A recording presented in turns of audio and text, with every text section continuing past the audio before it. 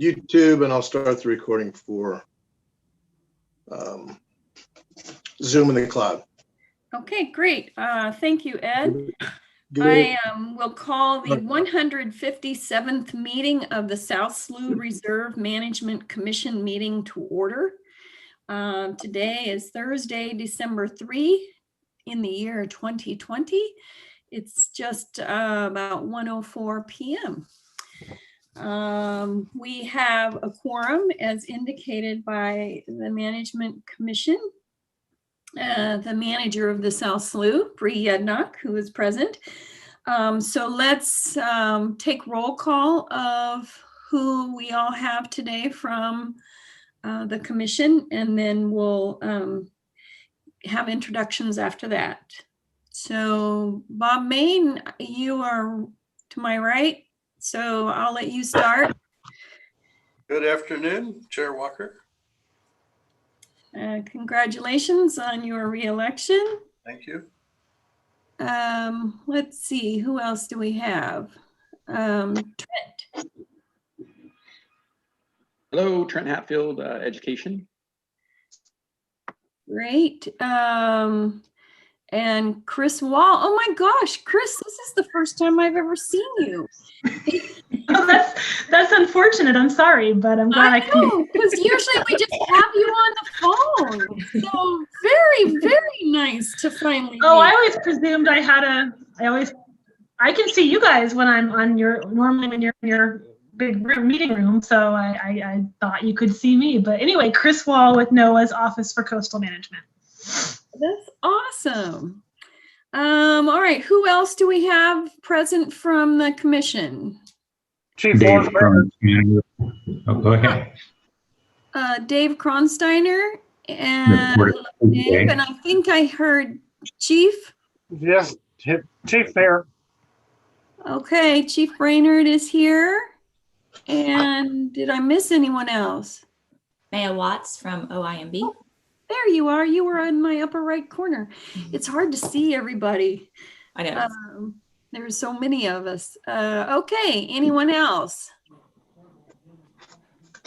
All right, well, we do have a quorum. And so I'll go ahead and we will do introductions. And maybe it's just best if I try to read names. Christine. Christine Moffett, President of Friends of South Slough. And Buchholz. Buchholz, Vice President, Friends of the South Slough. Yeah. And let's see, let's do staff. Allie Helms. Allie, I'm part of the science staff, the Adjourn monitoring coordinator. Rebecca. Rebecca Muse, operations manager. And Sabra or Sabra, can correct me. Sabra Comet, coastal training program coordinator. Sabra, she's, I was gonna say you're fairly new, but you're not fairly new anymore. How many months have you been with us? 6, I believe. I started in May. Okay. It does seem like a long time because of the pandemic, I think. But welcome. Let's see. Then we have Jenny. Hi, Jenny Schmidt with the on the science team. I'm the watershed monitoring coordinator. And is that the South Slough in your background? That is the South Slough. It's kind of a weird mirror image, but yeah, there's Kuntz Marsh and Dalton Creek Marsh that my head's kind of covering. Great. Well, we want our audience on the YouTube channel to know what they're looking at. So that's great. Sean? Hello, I'm Sean Schooler. I'm a research coordinator at the VIII. Great. Deborah? Hi, I'm Deborah Rudd. I'm the South Slough Public Involvement Coordinator. Good. Catherine, I don't see you, but I see your. I'm here. Okay. Hi, this is Kathy. And Kathy does all of our minutes and puts our packets together. So I really want to extend appreciation for you doing that. Thank you. Ed. Hi, I'm Ed Oswald, South Slough IT. And Jamie. Jamie Bellinger, I'm the education coordinator for the reserve. Daniel. I'm Daniel Dobroshelski. I'm a seasonal education specialist at South Slough. And my grandchildren have seen you on the YouTube channel for one of the education events. It was the book that you read. Shoot, I can't remember. Where all the trees got cut down. The Lorax? Yes, the Lorax, one of your favorites. It is. Yes, well, my grandchildren and I watched that, and then we watched the film as well. So thank you for sharing. Rebecca, did I get you already? I did. Okay, did I miss anyone other than our fabulous manager of the South Slough, Bree Ednock? Hi, Bree Ednock, Reserve Manager. I think you've got everybody that is on my screen. Okay, and is that the South Slough behind you? It is. It's looking south, and this is Indian Point, which we'll be talking about a little bit later. Okay, great.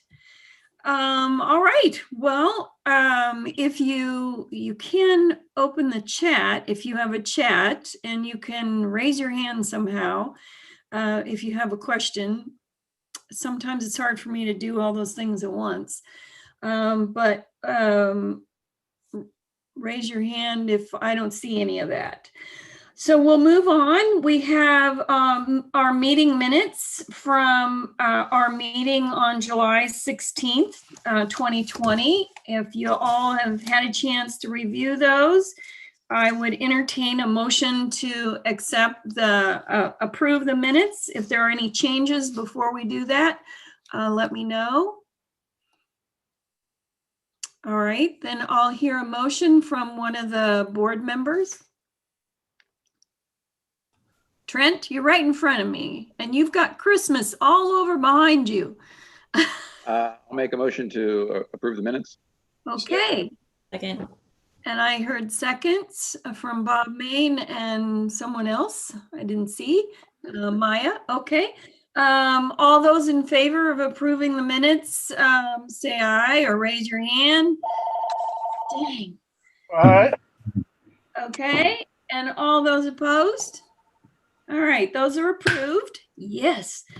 Okay, this is the time where we do allow for public input, limited to 5 minutes each. So we have two public members appearing today, Todd and Christine. Do either one of you have any comments you'd like to make? Chair Walker, we actually have them on the agenda for our program updates because they work so closely with us. So they have a report in your packet and a verbal update at the end. They're under section 7, number 6. So I assume any public comment you want to make will be done through your report. So that's awesome.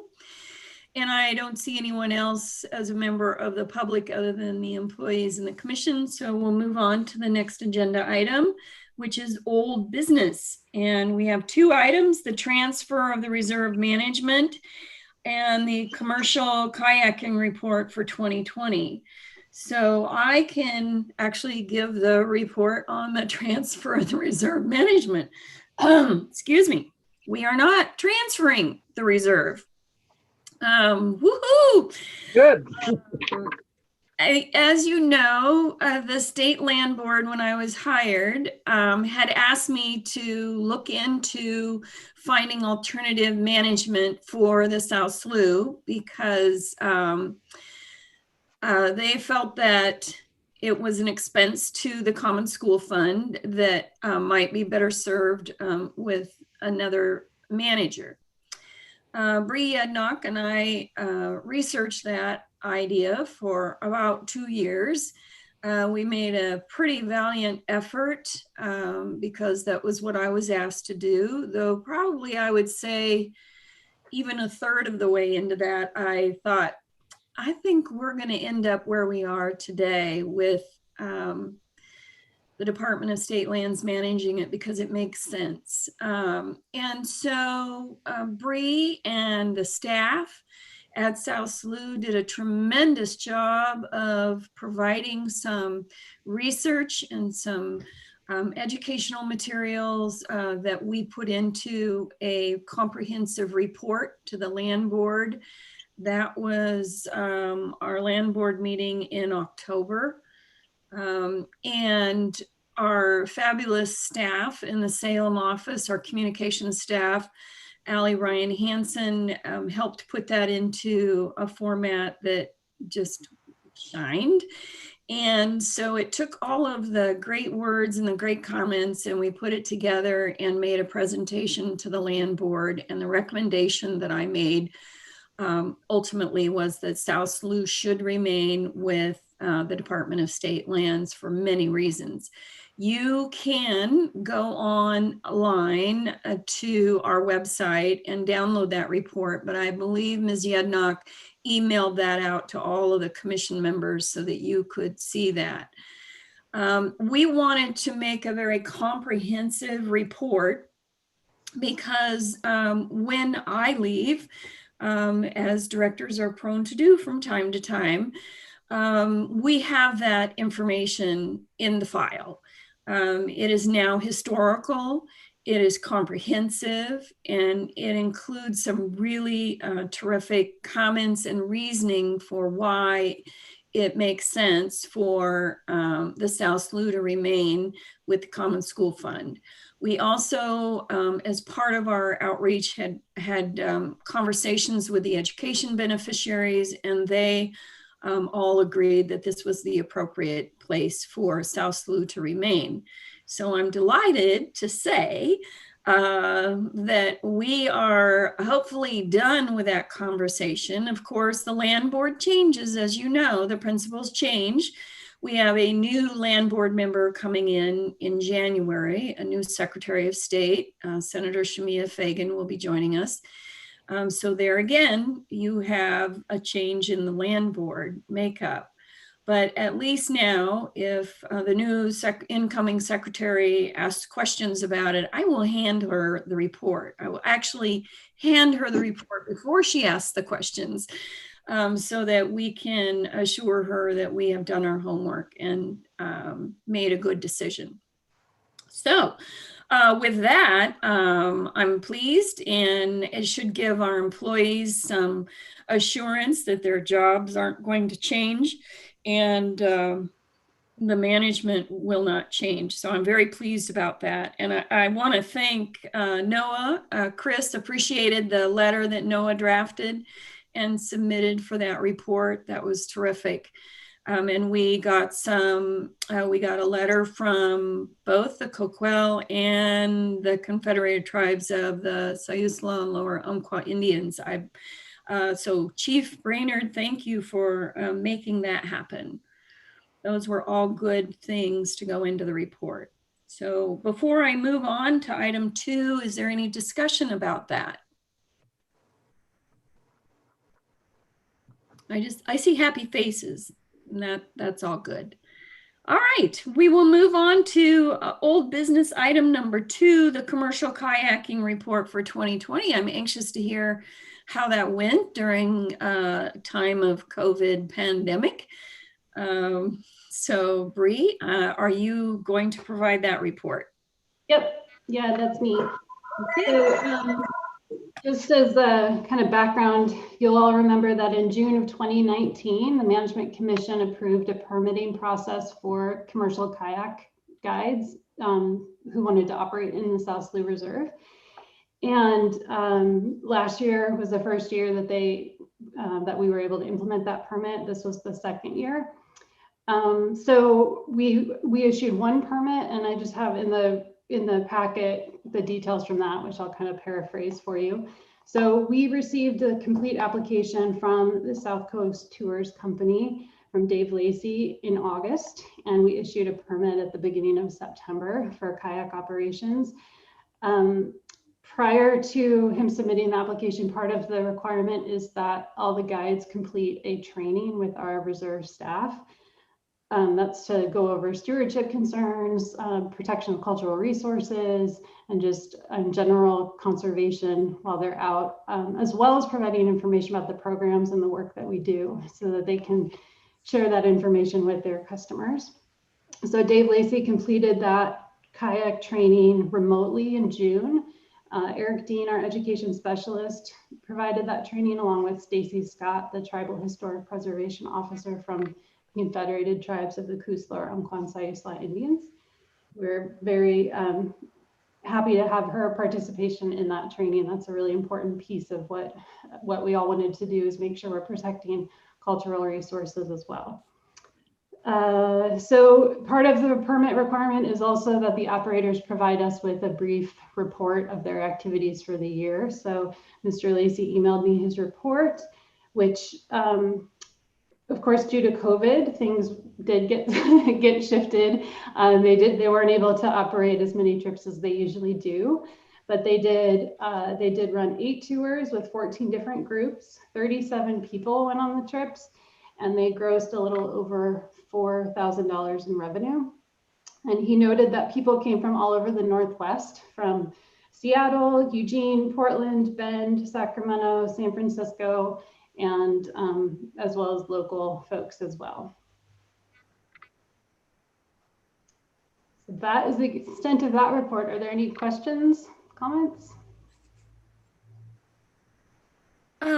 No, I mean, not from me. I'm not seeing any others, but that I'm glad to hear that it worked out smoothly. There were fewer trips, of course, because people weren't traveling, but that's great that they had folks come from afar, and hopefully when we're all vaccinated and see our way through this thing, it will increase. But I think the commission did a great job of putting together the guidance, and staff assistance was tremendous on that. And so I think we've achieved what we expected to.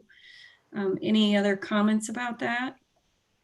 I have one comment, Vicki. Yeah, sure. Both Bree and I, since we've went through basically 2 summer cycles on this, going into our 3rd summer cycle, we've decided that we're going to put a deadline in the springtime for this application, so that it's in to us in a timely manner, and hopefully we can get it approved before the actual season starts.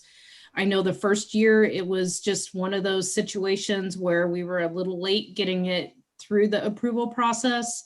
And with COVID this year, again, there was just some other things in the mix. So we're gonna come to an agreement, Bree and I, we're thinking either March or April for that deadline. So we have time to get that processed and approved before the actual kayaking season starts. So that's more of an information thing. And I think that's a great idea, particularly since as we near the end of our battle with COVID, people are really anxious to get out and explore life again outside of their own home. So the sooner we can get that process, the better, I think. Okay, any other comments? All right, seeing none, thank you very much. We will move into new business. We'll have some presentations here. A lot of exciting stuff has been going on at the South Slough. I've been stunned with so many of the great reports, I have to tell you, because our communications staff in Salem, our newest staff member, Leanne O'Neill, has been working with South Slough on improving our joint communication process, and also highlighting all of the fabulous things that are going on here at the South Slough that not too many people know about other than those of you directly involved. So we've been doing a really great job of trying to re-energize and expand on that. So I anticipate we're going to hear more about that from staff as we move forward today. So Bree, do you want to talk about our legislative concept? Yes, thank you. I am going to share my screen because I want to give folks, I'll show you a map that can kind of explain what I'm talking about. So are you all able to see this map? Yes. Oops. Okay. Yes. Great. So before I jump in, I just wanted to show you this so everybody could kind of be oriented. This shaded gray area is our National Estuarine Research Reserve boundary. So that is the formal boundary that is recognized by NOAA. And these other shaded lands, these pink and purple lands, well, the pink uplands and the purple tidelands, and then these yellow lands that are colored are lands that we have since acquired since our last boundary adjustment in 1995. So basically these lands, the yellow and pink and purple, were all acquired under the direction of the Management Commission and with approval from the State Land Board. They were acquired, these lands encompass about a little over 1,500 acres. And we've acquired these, like I said, since 1995 from the last boundary adjustment. And they were acquired by the Department of State Lands to be managed by the reserve, and with the intention that they would eventually be brought into the reserve's formal boundary. So we are at the point where we are starting to work with NOAA on a boundary expansion to bring these lands into our formal NOAA recognized boundary. Currently, though, there's one little hiccup, which is that Velino Island, which is located in the middle of South Slough, is identified in our statute, ORS 273.553. Velino Island is identified as the northern boundary. So the statute states that the state of Oregon shall maintain the South Slough inclusive south of Velino Island as the National Estuarine Research Reserve. So with the statute in place as it is right now, we are able to move forward with bringing in these yellow lands, which are located south of Velino Island.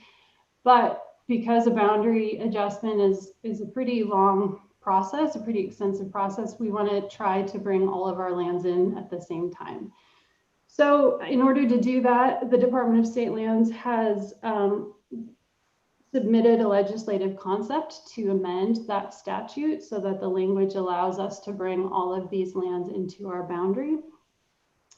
We are submitting that statute, proposed statute change to the Oregon 2021 legislative session, which starts in January. Because we don't know the success of that, whether or not that will go through or not, I've outlined in your packet 2 scenarios for our boundary expansion. So scenario A would be the best scenario. The statute is successful. We're able to bring the yellow, the pink, and the purple all into our formal boundary.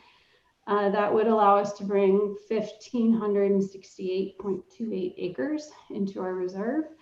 Scenario B would be just moving forward with bringing the yellow parcels into our boundary, and that's about 787 acres. So this is more just kind of an informational update. As I mentioned, we acquired all of these lands with the, under the direction of the Management Commission and with approval from the State Land Board. But I wanted to make sure you are all aware of the process that we're working through right now, or just kind of starting to work through. So are there any questions or thoughts, clarifying points I can make? I would indicate that as we get the LC back, we should be getting that back sometime this month, I think. We'll distribute that to the commission. Our legislative coordinator is out on extended medical leave with a serious illness, so we're internally regrouping and reassigning some of that work to other staff, and we have a meeting scheduled for next Thursday, the 10th, to discuss that. And so once we have figured that out at the department, we'll begin planning our strategy for how we're going to approach the passage of the legislation. We'll be asking for the commission's input. Actually, did the commission rule on this already, Bree, to support the legislative concept? No, we didn't. We didn't bring that to the commission because we had, I mean, these were acquired with the purpose of bringing them in to the boundary. I just wondered if we wanted to have the commission support the legislative concept going forward. I see this as an informational item in the packet, but I don't see why we couldn't ask for a vote today to see if the commission supported that. And I say that because as we plan our process to get this through the legislature, and I spent 10 years in the legislature, both as a rep and as a senator. And so I know that when you get it through one side of the building, you got to get it through the other side. And then there's the center office, which is the governor. But generally, if the governor approves of our legislative concept going forward on the land board, as she did, then we usually don't find an objection at the end. But we will want tribal involvement. We will want the commission support. So I would suggest, and we don't meet again until, when is our next meeting, Bree? March. March. Yeah, and ours could be one of the early things that go forward. I find in the legislature, they'll take the simple stuff first before they get into the more deeply controversial things. So we could be early in the process. So I would think that we might have to make a motion today to support the legislative concept. Would you object to doing that, Bree? Nope, not at all. Okay.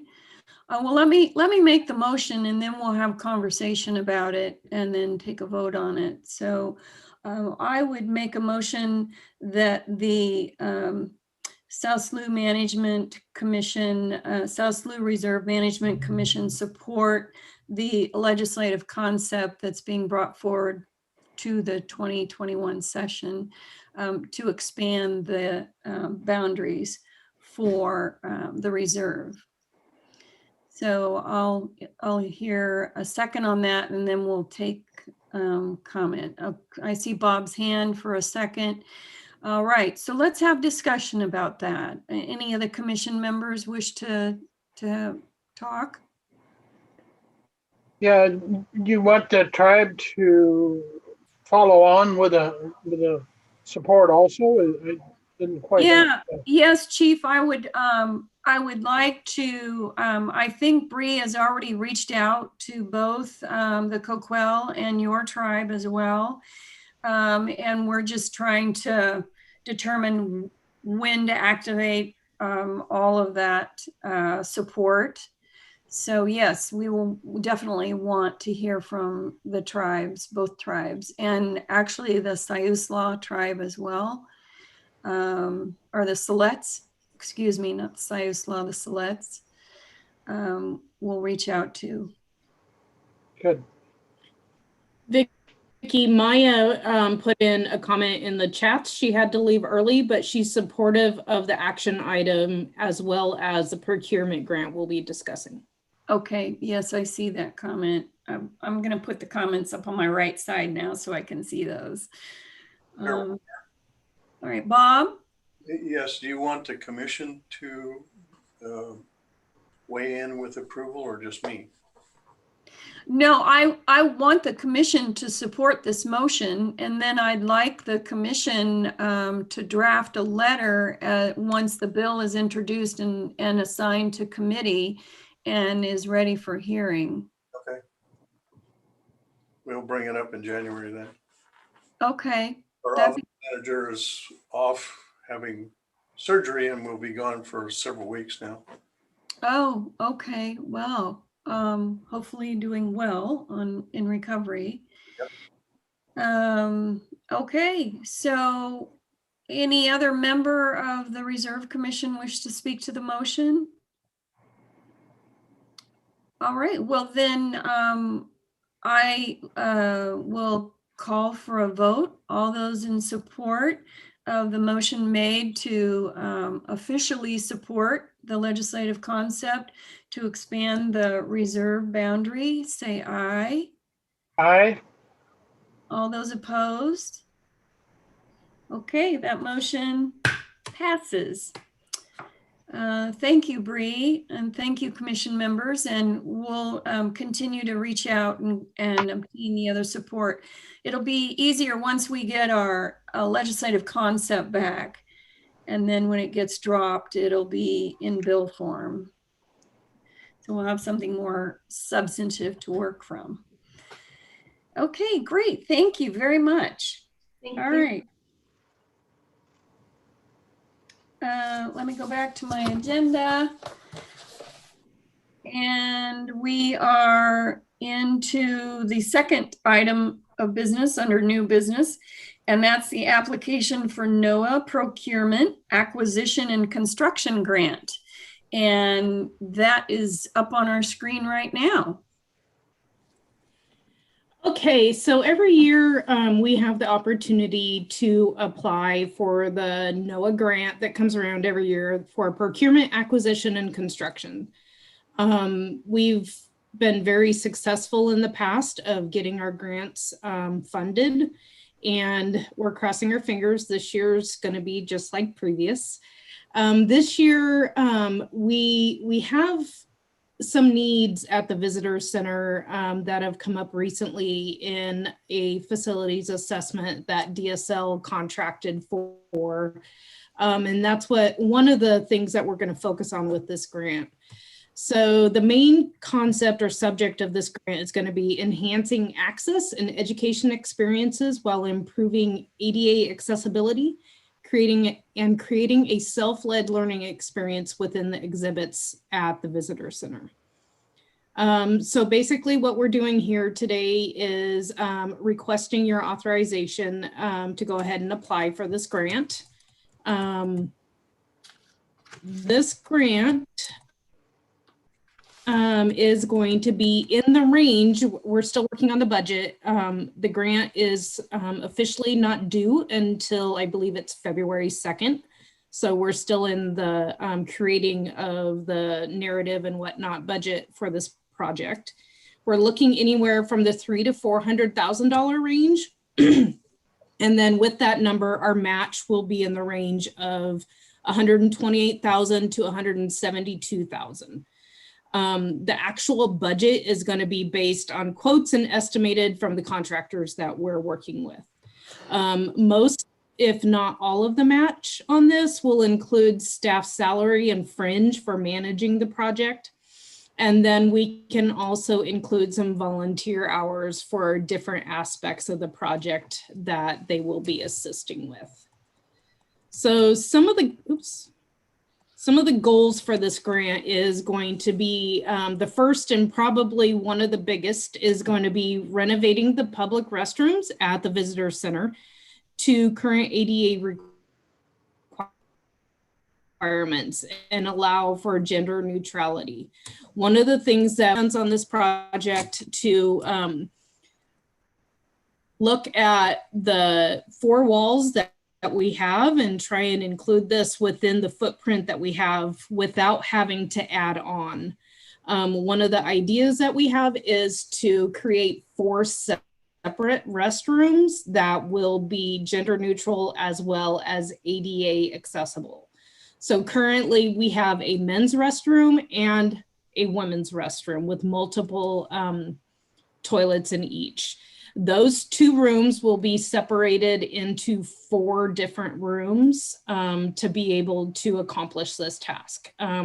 We think it's probably the cheapest way to be able to accomplish this goal instead of having to build on to the actual footprint that we have.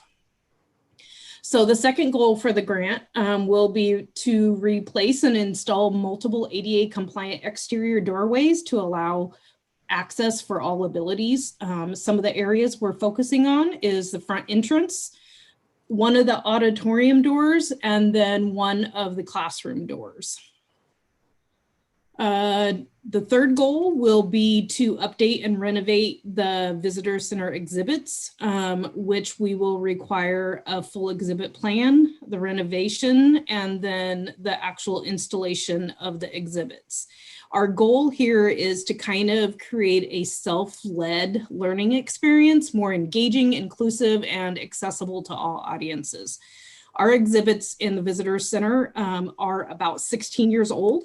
And during that time, there has been a lot of technology upgrades and things like that that we can implement to definitely include the greater public, be inclusive as well as accessible. So that's kind of what our goals there are. And then the fourth goal, we're gonna work on all new exterior siding for the visitor center, and then to possibly fix some of our roofing issues. Our main goal here is to match the restrooms that we're going to be renovating, as well as provide increased fire protection. Our siding on the visitor center was one of those things that came up in all of our fire resilience assessments we've had lately, because it is, so the siding on the auditorium end is all cedar shake shingles, which are highly fire, a huge issue when it comes to fire. And the rest of the visitor center has an older exterior siding that when we go to replace or fix the siding on the restroom building, we cannot find that exact siding anymore. It's discontinued. So to have an inclusive look throughout the whole facility, we'll need to replace all.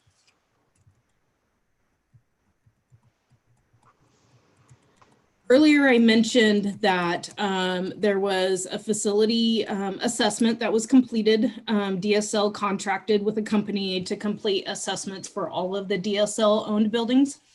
And that included South Slough. So we had an assessment done on the visitor center, Spruce Ranch, as well as our maintenance building. Those are the three buildings that DSL owns. So the buildings down at the Ecos research area, those we do not own. Those are owned by OIMB and University of Oregon. So those were not included in this. And overall, our facilities assessment came back very good, except for one critical area that needed to be replaced or updated. And that was on our ADA accessibility. Staff had already kind of started looking at these issues previously before this assessment came out. So we were kind of a head start, and we had a feeling this was going to come up. It just kind of reinforced our thoughts and our needs. So that definitely helped, because that assessment is going to go along with this grant to NOAA, showing that this is a critical need for us. So currently, the building, the visitor center original building was built in the 80s. And at the time, excuse me, the doors, so the exterior door entrances, those thresholds are not ADA accessible. So when someone comes in with a wheelchair, unless they have assistance, they have a bump to go over on the threshold of all of our exterior doors. And that's one of the things with upgrading all of our doors that will be replaced to have a fully accessible door.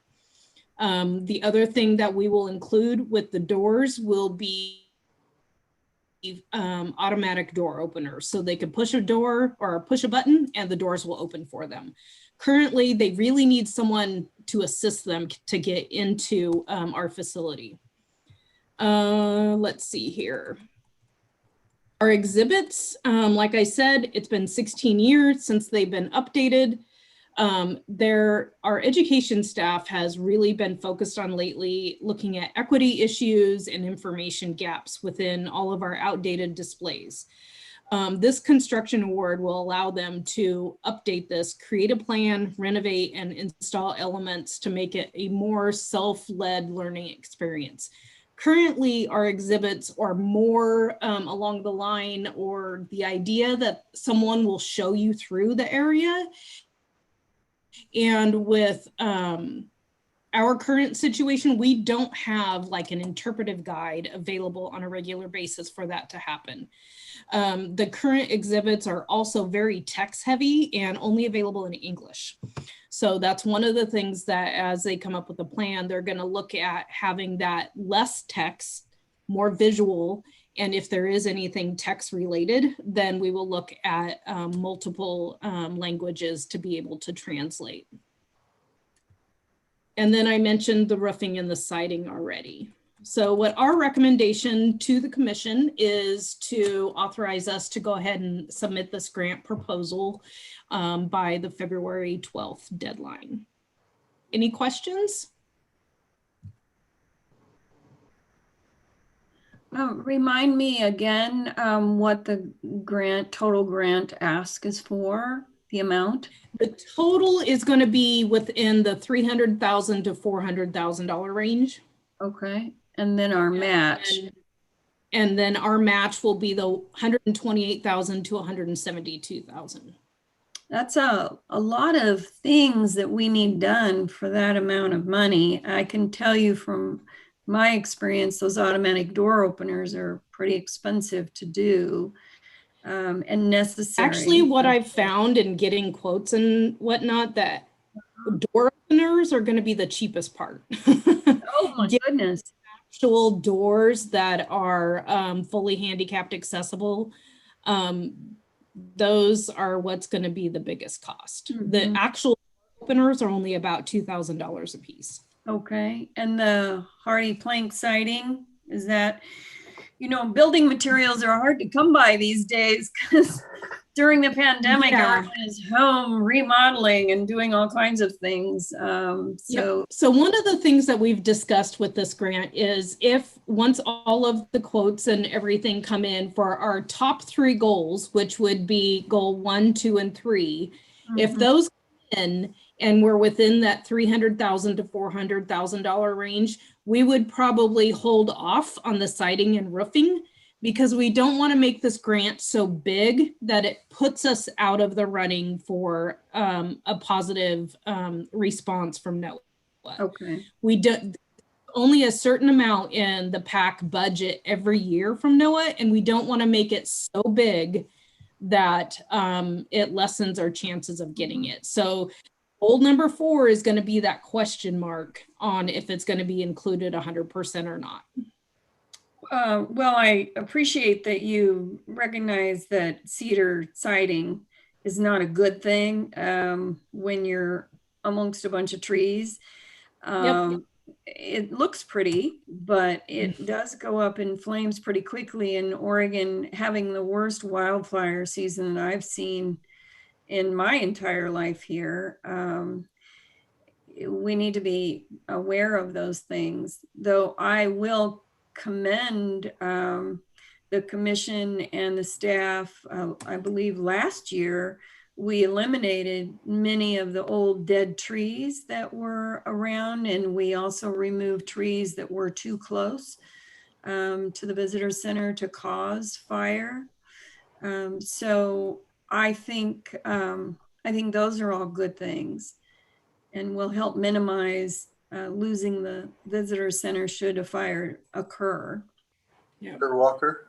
Yeah. On the doors, we had doors that opened like electronic doors that opened like a regular door where it swung out. We repaired it 3 times because the wind would catch it and tear the hinges and stuff. We finally went to a door that separated in the center and went left and right, and the ADA could go right through. We haven't had any more problems. Oh. Yeah, so we've looked at both different options. We plan on having the actual door company come out and check out our current setup. I have a feeling with the way that certain parts of our doorways are already created those separating doors might not be retrofitted into our setup. We really need to have that assessment by the automatic door company to make sure which way is best for the current setups. But just be aware that if the door opens like a normal door would be and the wind catches it, just tears the heck out of them. Yeah, Bob, Yeah. I think your point is well taken, especially on the coast when you get those wind gusts. Yeah.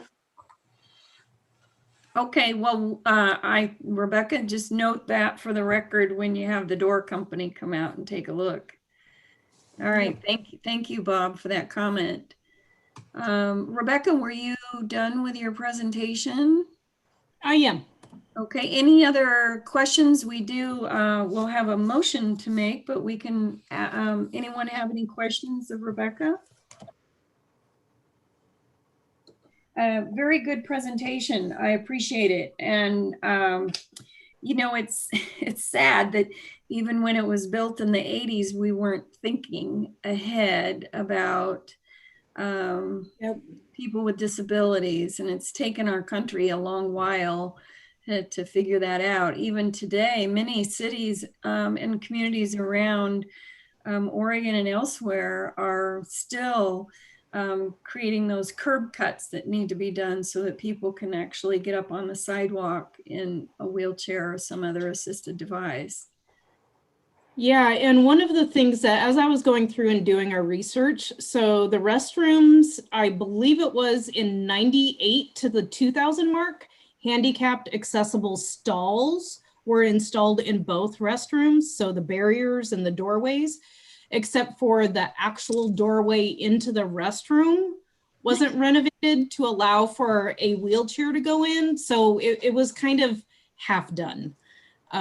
We're hoping to avoid that with what our plan is, so. Well, great. Well, thank you. Thank you for being so thoughtful about it and doing the homework. So we have a recommendation here that the commission needs to support if you so choose. And it is South Slough Reserve recommends to the commission that we authorize staff to submit a grant proposal to NOAA's Procurement, Acquisition, and Construction Fund by the February 12, 2021 deadline. So would someone like to make that motion today? I'll make that motion. All right, thank you, Chief. Do I have a second on that motion? Trent, I see his hand up. Then all those in favor of supporting the staff submitting this grant proposal on the, those of you on the commission say aye. Aye. Any opposed? All right, thank you. That motion is approved. Grant away. Thank you. And those grant applications are not easy, Rebecca. So I and the entire commission, thank you for your time filling that out. They're very comprehensive, as they should be. But it is time consuming. And, you know, one of the things that I pointed out was that it used to be that the Common School Fund was supporting South Slough at a 60-40%. And now that has switched, and now we're grant funding at 60%. I believe it's pretty close to that anyway. And so the State Land Board appreciated hearing that. So your efforts in that regard are terrific.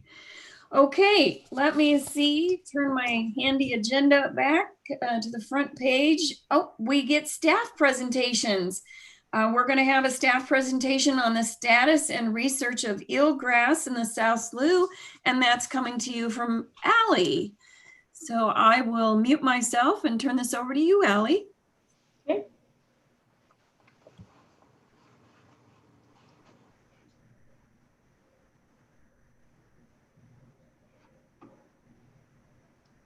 Can you see my screen? Yes. Without my notes, hopefully. Actually, we can see the whole thing. So if you want to put it in presentation mode. Oh yeah. Does that work better?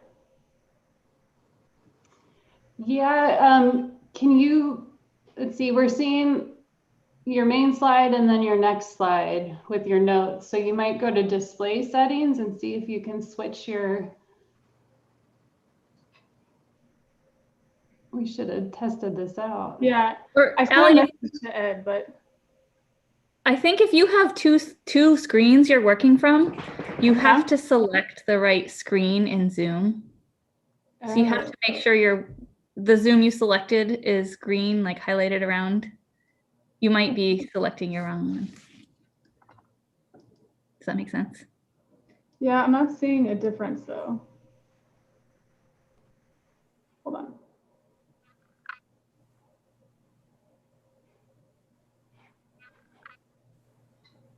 Ellie, I think Jamie's saying if you stop sharing your screen and then re-share it with the.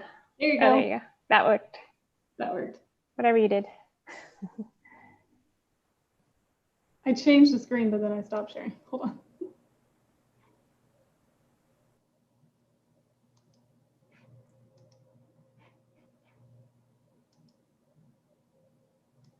Are you seeing it now?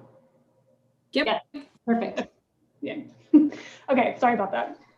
So I'm going to share with you today. You know, Allie, it wouldn't be a Zoom meeting if we didn't have one hiccup. Yeah. There's always got to be a hiccup somewhere. So great job. And I love the picture on the front. Yeah. Okay, back to you. So I'm going to share with you today the story of our declines in eelgrass habitat in the South Slough. And Vicki just called out this picture, which I really love. This was taken by our summer intern from Sea Grant at our marine monitoring site called Culver Point. And even though this is a close-up of one crab, there were hundreds of crabs that he videoed, which was really cool. So first I'm going to start with just an overview of seagrasses. So seagrasses, they are marine flowering plants. They are not algae. Oops. And they occur in temperate, tropical, and subarctic coastal waters and estuaries throughout the world. Just like land plants, they have roots and stems and leaves.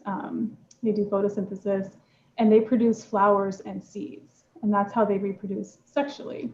They can also, interestingly, reproduce asexually by growing new shoots horizontally along their stems called rhizomes. And that occurs underground. They co-occur near other important habitats and animals like salt marshes, kelp beds, oyster reefs, and intertidal invertebrates. So seagrasses are considered ecosystem engineers because of all the wonderful services and benefits that they provide. So one of the most important recognized benefit is that they are nursery habitat for fish and shellfish. They provide food, shelter, refuge, and breeding grounds. And seagrass meadows, in a recent paper in Science, it was quoted that they provide nursery habitat to over a fifth of the world's largest 25 fisheries. They also improve water quality. They filter sediments and process nutrients, and they can also filter the water column of pathogens and disease. They protect coastlines by reducing wave and current energy. They store carbon in their sediments. And they also are being evaluated for their potential to decrease and mitigate ocean acidification stress. So globally, seagrass habitat is in decline. We've been losing eelgrass at a rate of about 7% annually since the 90s. And they have mapped over 29% of the global area of seagrass extent has been lost. So this is one of the most recent updates that shows the population trends of eelgrass. And this was actually almost 10 years ago. So it doesn't take into account recent climate change effects. So this map is showing you in blue where eelgrass populations in the world seagrasses are stable.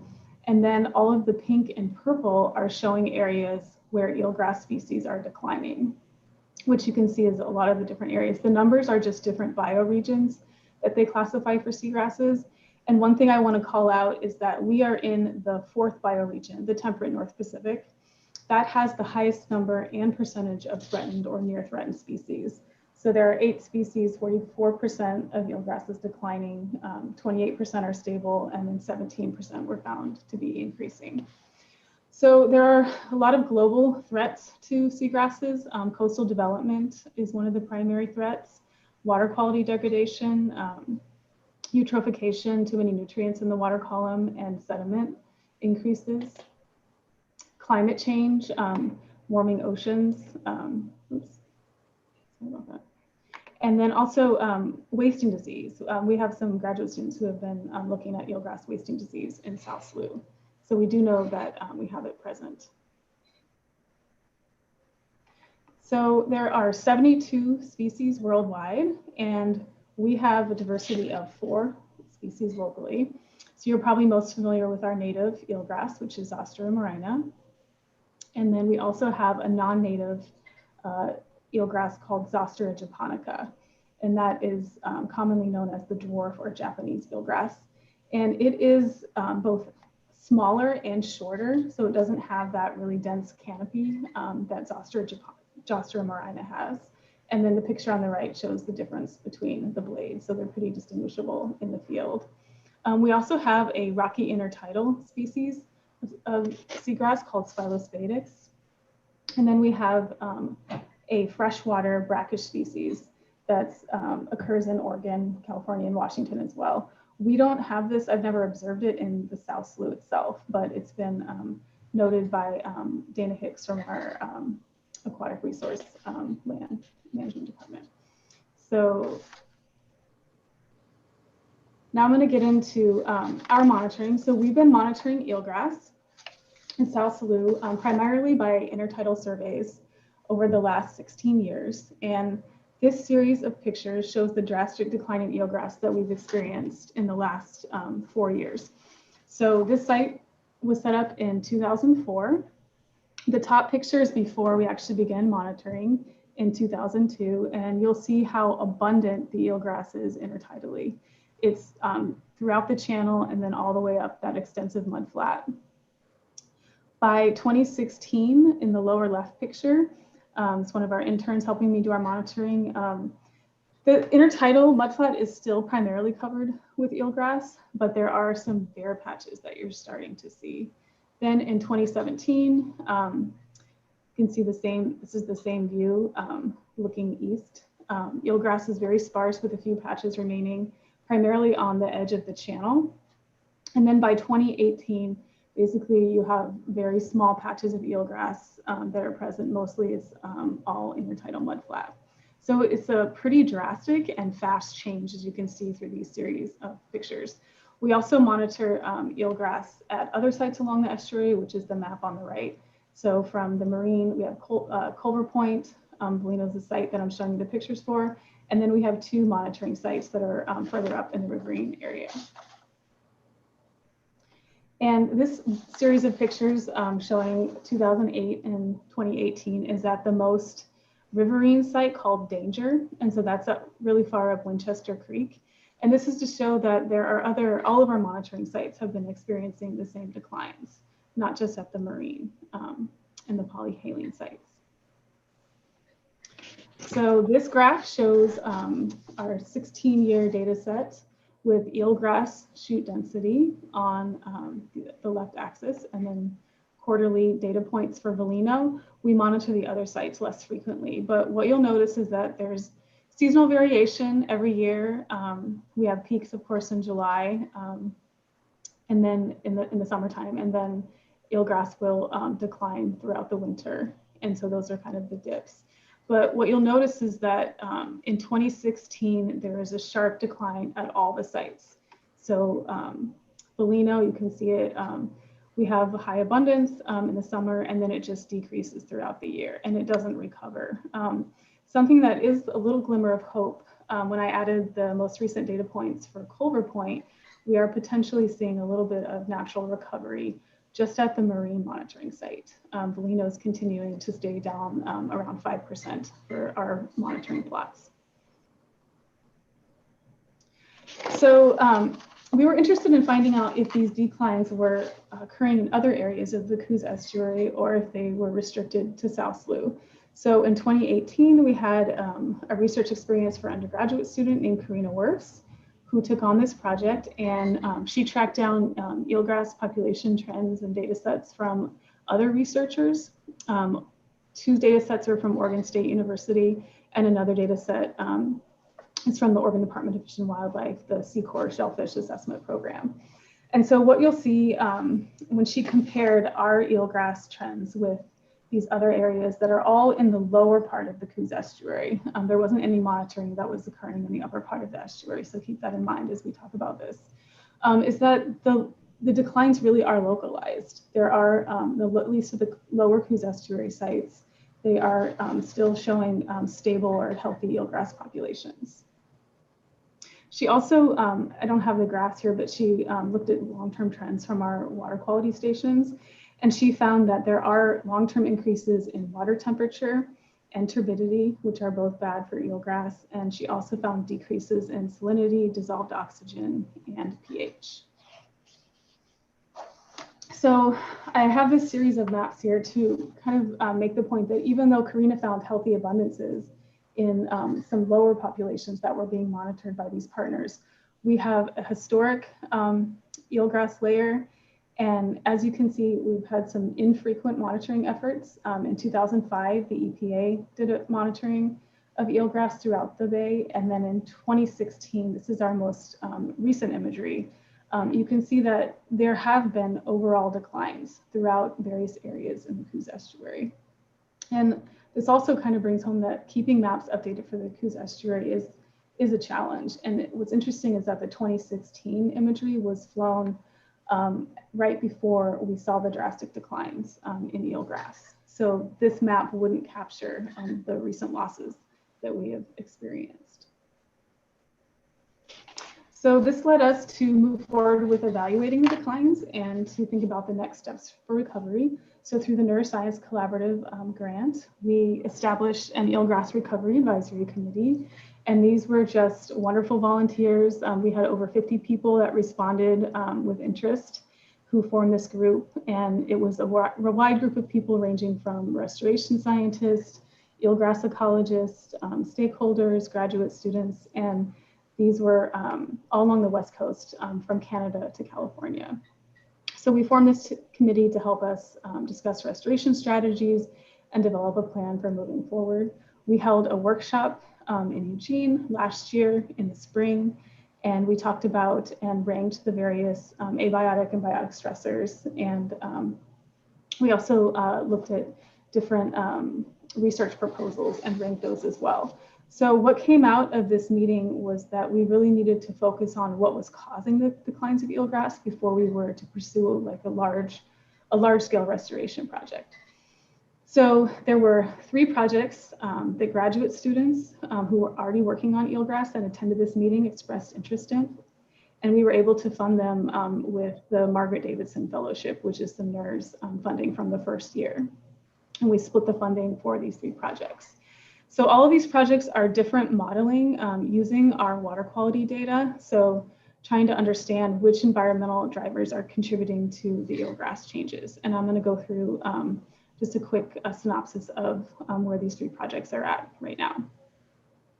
So the first is Caitlin Moggle. She's a PhD student at Oregon State University who defended this fall and has already started a postdoctoral fellowship at the University of Washington. So she was interested in really defining and looking at what water quality and weather stressors might be contributing to the eelgrass and macroalgae declines that she observed in South Slough. So she used our long-term data sets, and she also collected her own data for biomass.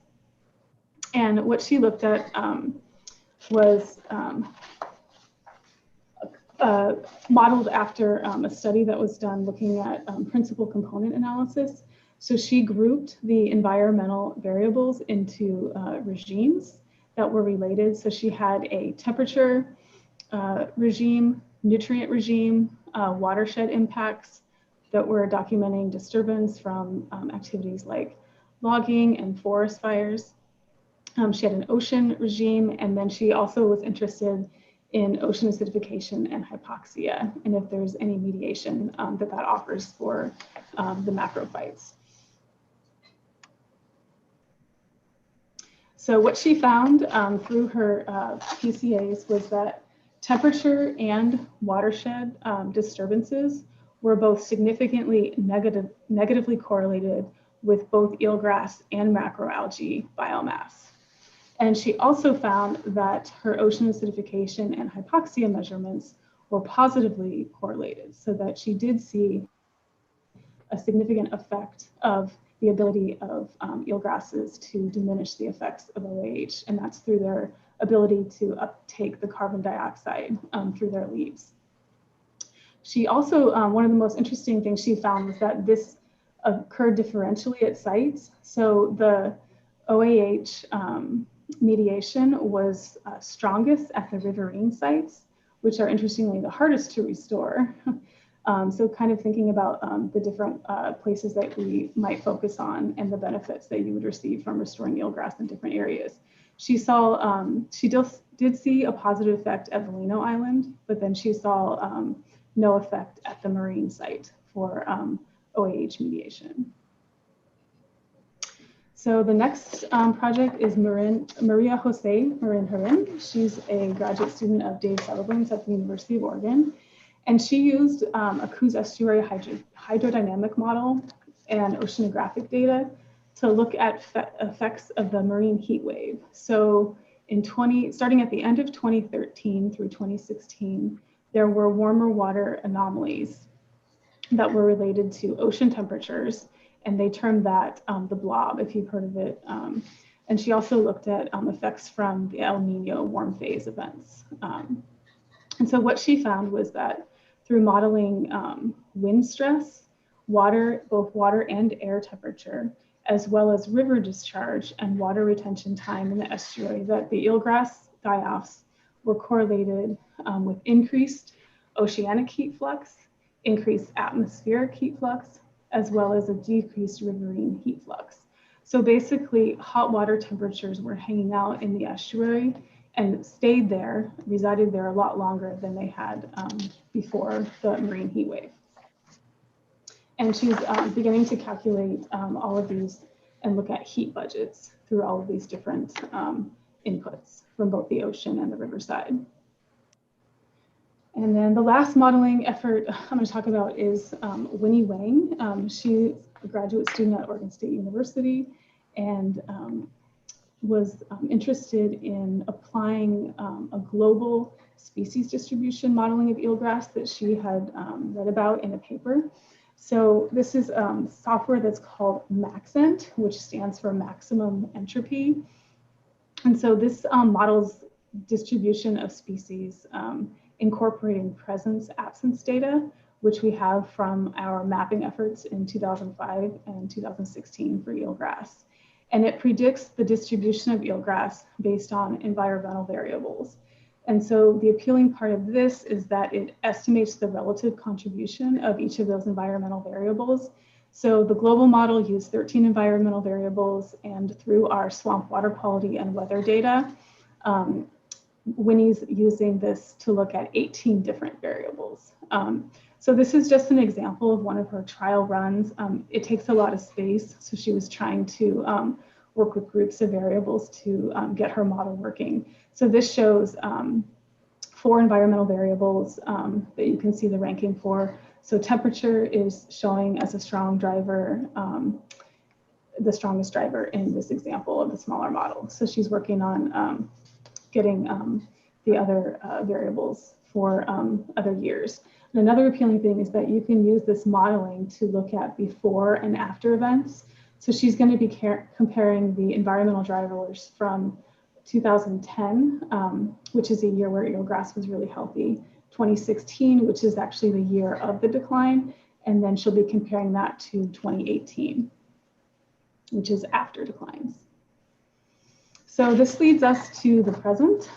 So we decided to pilot a restoration work. We harvested eelgrass from Clam Island, which is one of the lower estuary sites that South Slough actually manages, and it's also been monitored by ODFW and OSU. So there's some data there, and it's a very healthy intertidal bed.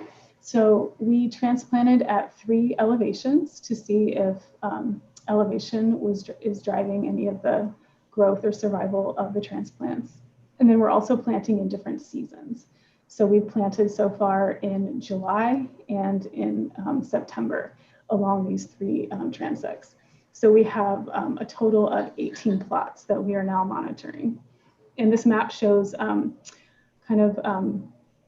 the seagrass net sites are in the orange. So those are our long-term monitoring sites, and we wanted to stay away from those to see if we have any natural recovery and compare those to the restoration plots. So this is kind of our results so far. So the graphs on the right are showing the elevations of our plots. So we have the highest elevation, which is called mid. We have a low elevation, and then the deep elevation is the lowest elevation. And so each of these plots shows individual transplanted eelgrass plots. Each line is showing basically after 3 months what the individual plots are doing in terms of their shoot density. So the one, I guess, a few good things that this data shows is that after 1 month, all eelgrass plots still had healthy eelgrass, and basically was still there, hadn't been washed away, which was a concern. After 3 months, only 2 plots had no eelgrass, which is still a pretty good result at this point. It's hard to evaluate this only after 3 months, but we are seeing some interesting trends with elevation. So the mid elevation is showing overall decline. So the average shoot loss was 13 shoots. And you can see the top graph shows that almost all the plots are declining except for one, which was planted in September. The low elevation plots on average are doing really well. So that trend line is showing actually a subtle increase in shoot density. Most of the plots are showing increases. There are a few plots that are pretty low, but nothing that has 0 yet. And then the deep elevation is showing actually pretty stable. It is slightly increasing with the trend line, but it's showing that eelgrass is doing staying relatively stable. That was for plots that were planted in the deep elevation. So on average, the low and deep elevations have only lost about 3 shoots for all of the plots averaged together. And then the mid elevation plots, as I mentioned, have lost the most shoots, with 2 plots having no shoots anymore. Another project that the reserve started last summer and continued this summer was testing drone mapping. And this is to try to see if we can distinguish eelgrass and macroalgae at areas where we aren't able to access and complete on-the-ground surveys, which are really time-consuming.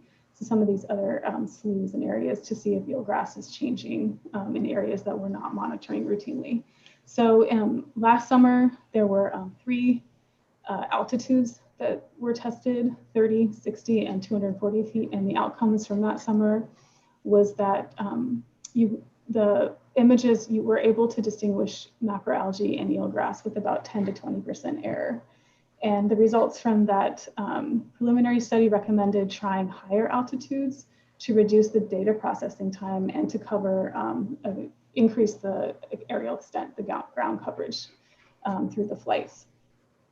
So in this summer, they tested an additional 2 altitudes. They added 80 feet and 100 feet.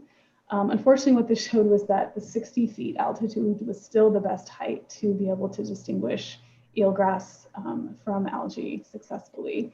And that on average, every 20 foot increase increased the error of being able to distinguish the habitat types by about 10%. But what you can see are these really cool images that the drones produce for outreach. So the kind of middle image, you can see the skiff. Those are the plots. The really large white squares are the plots that we're using to assess the difference between eelgrass and macroalgae. And then you can see the raw image at 60 feet and then below the classified image. So the next steps, we're going to continue planting for our pilot restoration in both the winter and the spring to see if planting in those different seasons makes a difference for eelgrass survival.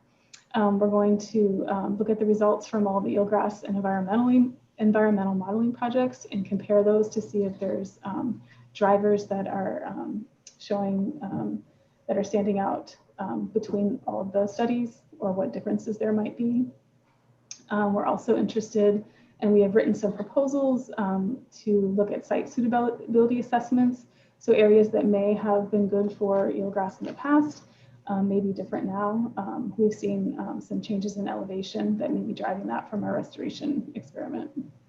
And then we're also looking at various modules to the hydrodynamic model, including water temperature and sediment variation that may be helpful for deciding on where to restore eelgrass. And then, as I mentioned, we're also interested in looking at elevation change analyses from some of the drone flight work, as well as some of the RTK GPS surveys that we've done in the past at Bellino Island. So with that, I just want to acknowledge there's a lot of people, staff, and interns and volunteers that make all of this work possible. And there's been a lot of great students and graduate students that we've been able to work with. So those are listed on the left, and some of the funding sources are listed on the right. And that's it. Thank you, Allie. That was extremely informative. I know I have a couple of questions, and maybe other commission members do as well. I can tell you from direct experience, having dealt with the Pembina project known as Jordan Cove, that their Achilles heel, which I was quite frank and upfront with them about, was the damage to the eelgrass habitat.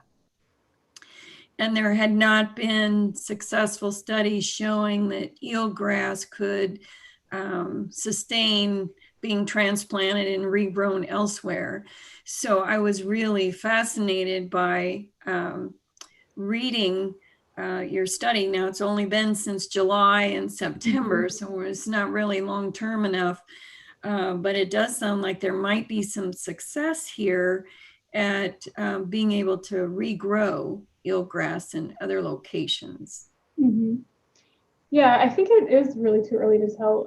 One thing, I don't know, I didn't point this out in the graphs, but at all those elevations, there are very site, like I'd call it microhabitat effects going on. So there are just some plots that have no eelgrass even after a month. And that was at all the elevations, even though when you average them, you can see trends. And so I feel like there's sort of things going on with elevation, the topography. There's a lot of scouring that happens in these intertidal mudflats, and it's hard to really predict where it's going to succeed or not. You know, so those are some things that are that I've noticed so far in this really short experiment that we've completed. And also some of the things we've been talking about in our working groups is that it's really hard to work with things like changing water temperature. If water temperature is showing to be one of the strong drivers, that's not likely to change. So trying to find sort of refuges or areas maybe that don't experience those drastic declines, like at the mouth of the estuary, which is possibly indicating why eelgrass is still surviving in those deeper areas of the estuary.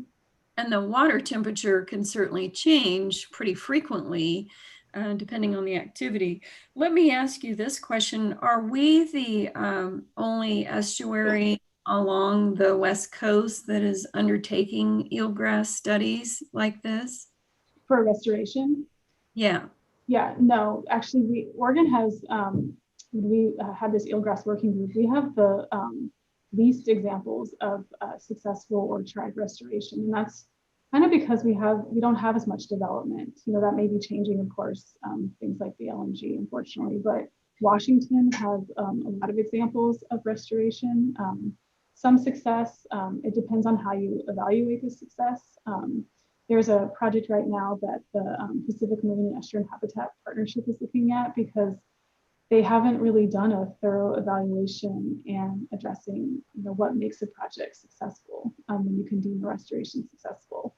So there's Catherine Beheshti and Melissa Ward, who have both done extensive research on restoration are conducting that synthesis. And it's all the way from Washington, includes Oregon and California, to sort of go through the literature and synthesize what's been driving successive restoration and the challenges too. Well, thank you. And I know that Chief Brainerd has talked before about how in his younger years, there used to be a lot of eelgrass out there. Excuse me. And as we know, eelgrass is critical for crab habitat. Definitely. So Chief, what do you think about this project? Do you think we might see some increased eelgrass production?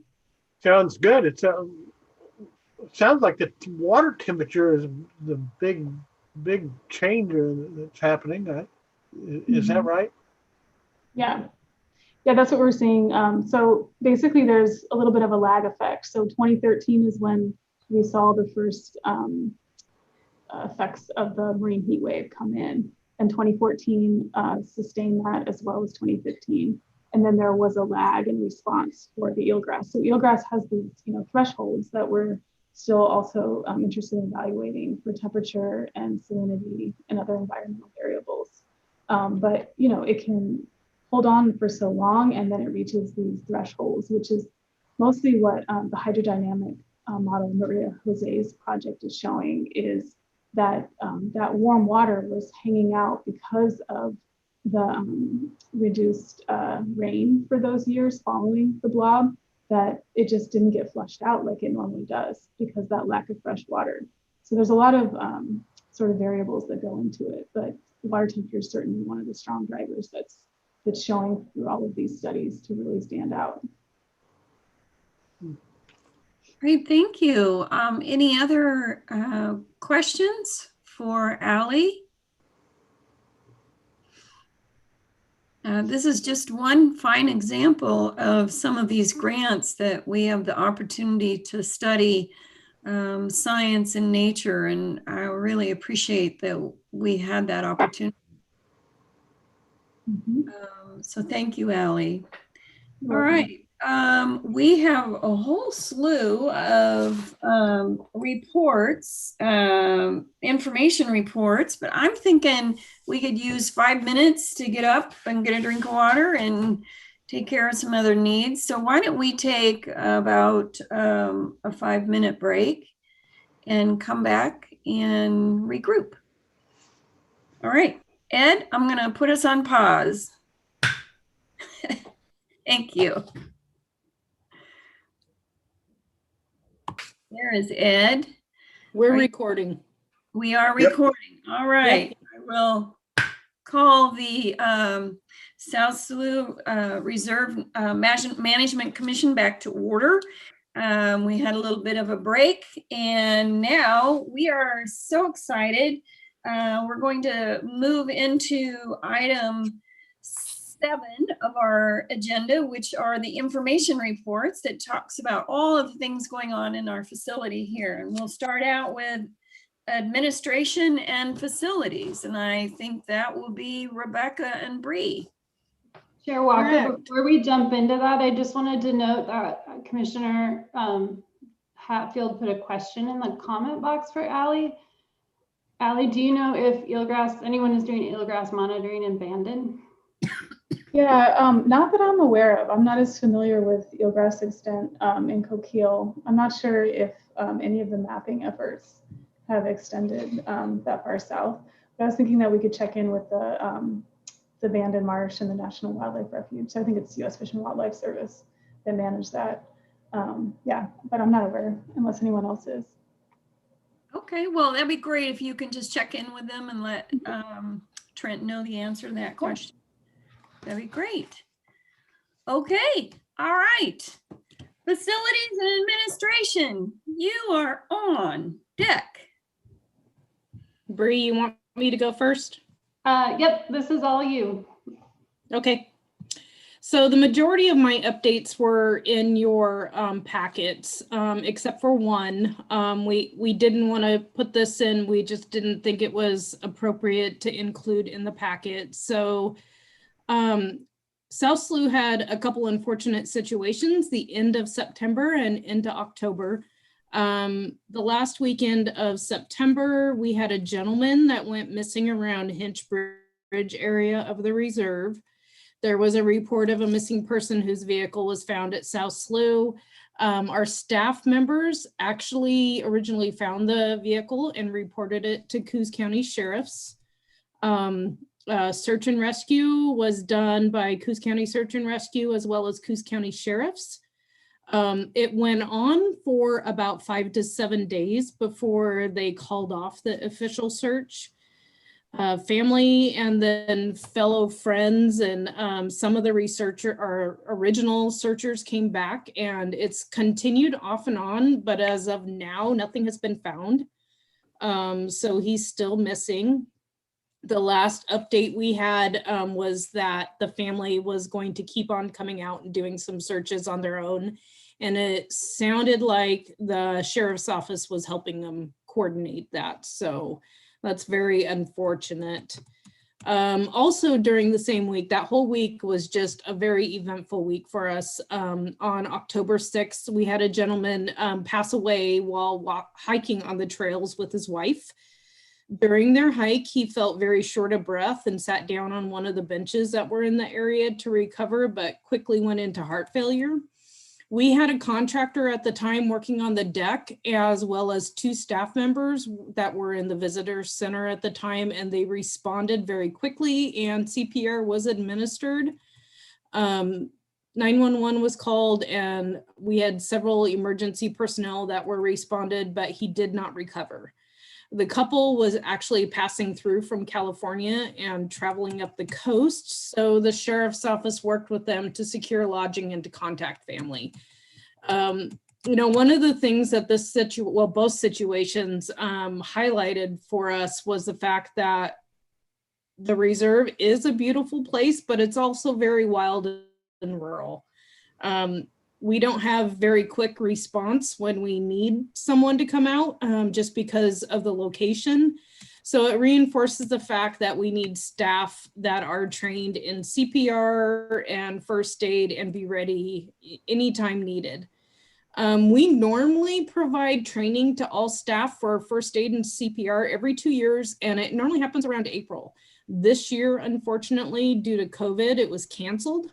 It took me a little bit to figure out how to get everyone trained in the new COVID world, but we were finally able to find the info for the American Red Cross. They transferred or they transitioned to online and Teams training for this process now.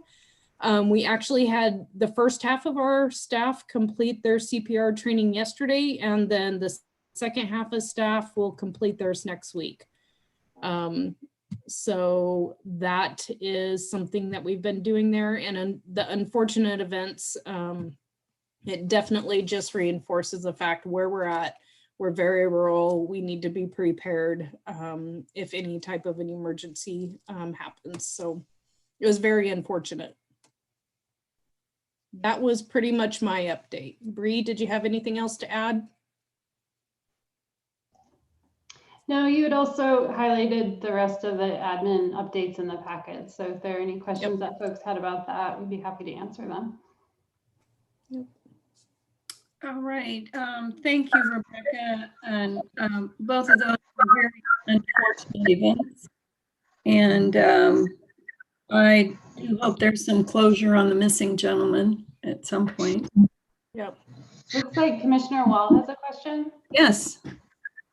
Thank you. I was not wanting to interrupt. I'm sorry to hear about both of those. And I was just curious with the training that you're doing, does the reserve, the visitor center, have an AED on site?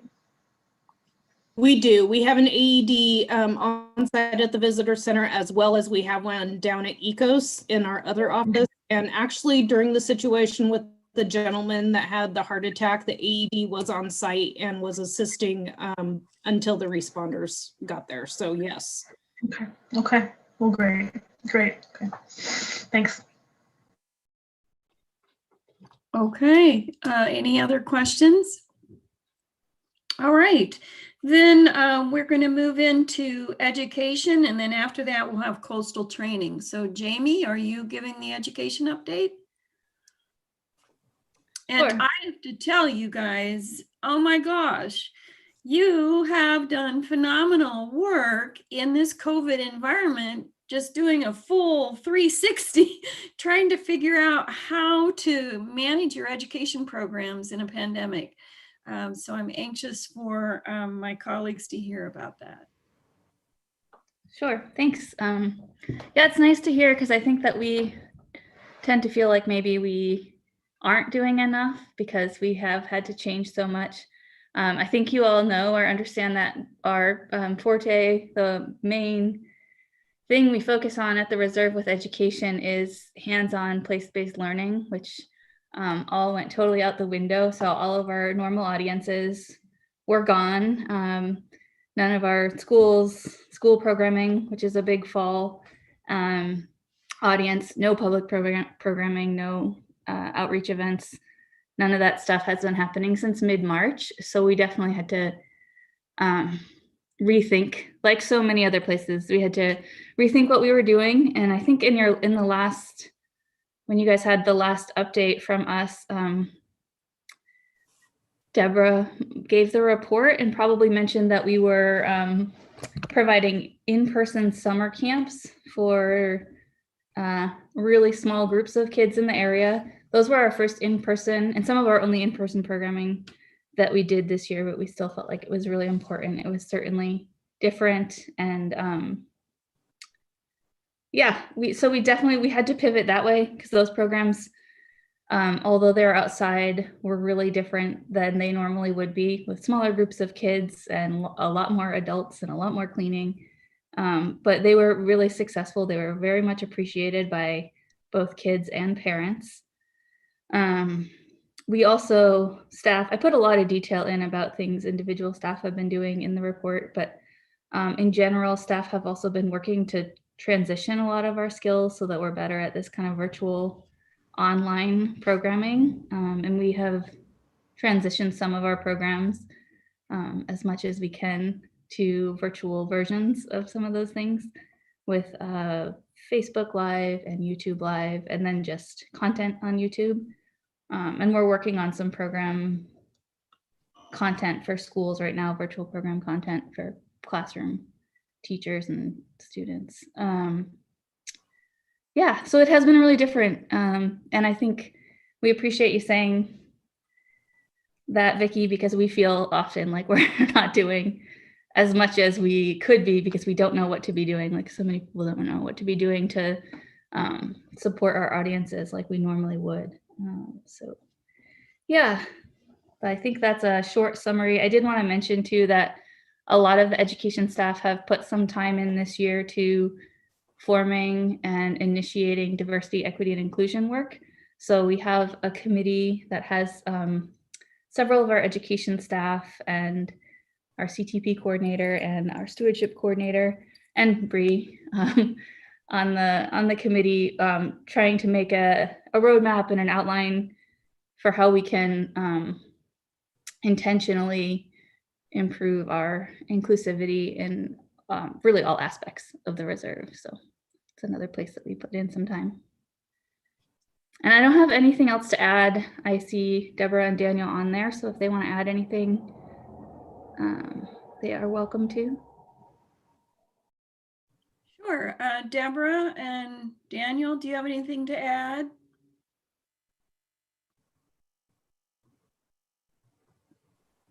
I don't have anything additional to add other than Jamie's done a really great job of kind of leading us through this very wonky, different phase in our experience here. And Daniel's been a really great asset with being the technology guru, helping us do a lot of our online programming. And I have to say, having to switch interaction with volunteers and the fact that we've even been able to still host interns with some adjustments has been really great. So thank you to all of you for still allowing us to be able to do that. Oh yeah, I should add, I forgot that this was happening, but we did restart some in-person, really small in-person programming for public audiences in October. So there were a few programs and then we went back into the sort of freeze mode. So those were paused, but I think those are going to be initiated again here in Coos County pretty soon. And they have been receiving really, really great praise because people, like you all probably understand, are really happy to get out and learn, do something different than their house. Mm-hmm. And I bet you all have never cleaned so much in your life. We have a vacation rental, and we actually closed it in November because of the pandemic, and the cleaning and the sanitizing is intense. You have to touch, every touchable surface has to be sanitized, and it's a lot of work, but you were successful.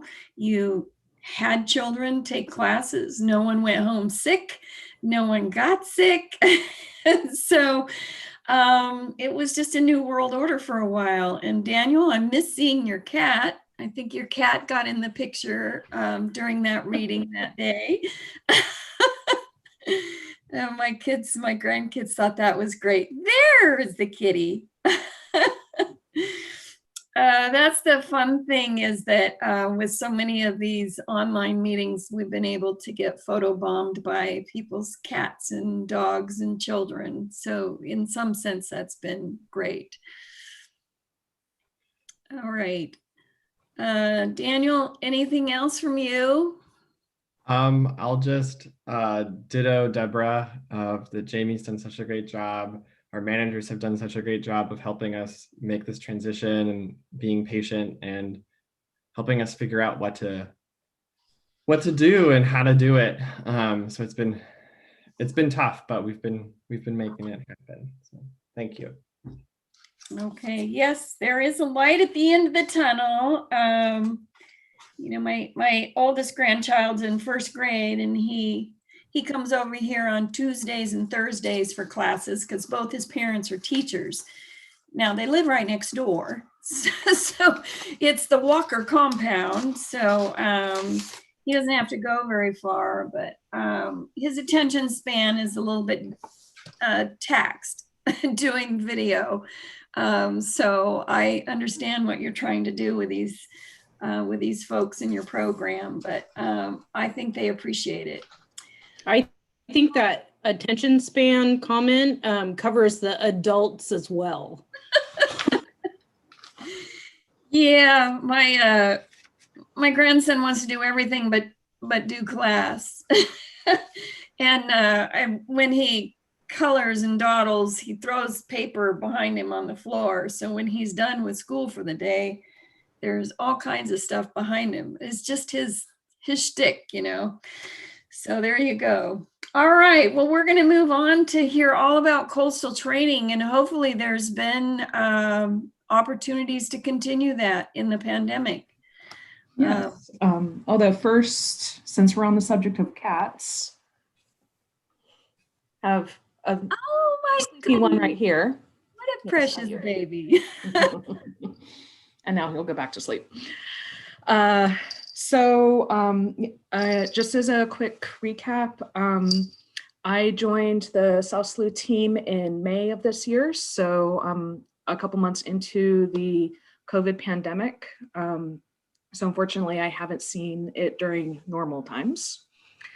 And our last CTP coordinator, John Bragg, retired at the end of January this year. So there was a bit of a pause between him leaving and me coming on, partially due to the fact that I was located on the East Coast and wasn't able to travel immediately.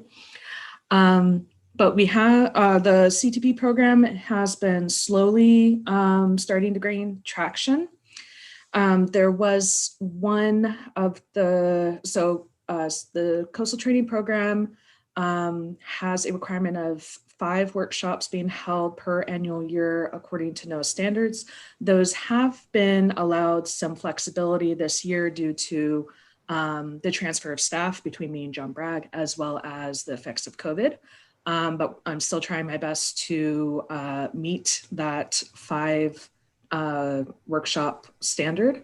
The first workshop was held in August, and that was a Zoom practical tutorial, completely remote, was part of a longer series that the CTP coordinators nationwide were hosting, and that was given to the nationwide NARS staff. And that went off very well. And a update that has developed since I submitted my packet to the commission is there is another workshop slated right now for January 19th, identification of cultural resources, which will have instructors from both the Confederated Tribes of Kuslo, Umpqua, and Sayusla, as well as the Coquel tribe. Well, that's going to be awesome. Oh, Yes, I'm glad I'm very you're excited for doing that. That's a very exciting one. And I'm hoping it's well attended, particularly since the governor of the state of Oregon has been very anxious to address this issue and has worked very hard with state agencies to do so. So this is terrific. Yes, so this has been, it's going to be fully remote, so we don't have to worry about the COVID restrictions, which is one of the reasons why it was able to, the planning went forward so quickly. So that one will be hosted hopefully periodically as needed. And then going forward with other workshop topics, needs, all that, I've been reaching out to partners, starting off with the partners contact list that John Bragg left behind and conducting a sort of informal needs assessment from past partners and workshop attendees, trying to get a sense of what are the needs, what are the interests of our coastal decision makers, and then looking at what different instructors and different resources such as Digital Coast might be able to essentially match those needs with instructors. The major barrier that's been coming up with that is instructors either not wanting to move their workshops over to a fully virtual format, either because it's not as useful in that format, or due to guidance from their own agencies or employers. So some of those needs and interest topics are still either in the waiting stage as we might be able to either figure out a hybrid format, in-person with limited, remote with limited in-person contact following guidance, or whether we're going to have to wait for other topics until we can go fully back to in-person. So trying to parse out which ones are remote, which ones are hybrid, which ones are in-person, and trying to figure out, but keep the planning rolling on several of those timelines at once. Sorry, let me just go down. On a slightly different topic, when I came in, I believe in 2019, there was a request for developing a schedule of fees for workshops. And after evaluating both the training audience, as well as how a lot of agency budgets were being affected by COVID, I'm putting forward the recommendation that the implementation of any fees for workshops be put on hold until until budgets stabilize with a lot of our partner agencies. I have done some research and talking with a couple of other NARS site coastal training program coordinators to figure out how they do their fee scheduling, how we might be able to figure out the ballpark, what fees will be affordable to our audience, as well as if we have some participants that would still be a significant barrier, trying to figure out how to set up a quote unquote scholarship or waiver of fees and how that might be able to work into the larger program. So there is some of that language in the works, but once we get a little bit closer to, again, this budget stabilizing, I'll flesh out that plan for the implementation of fees a little bit further down the line. Next, Jamie mentioned the South Slough Diversity, Equity, and Inclusion Committee. That is new to South Slough this year. In the summer, I took over as the chairperson of that committee. We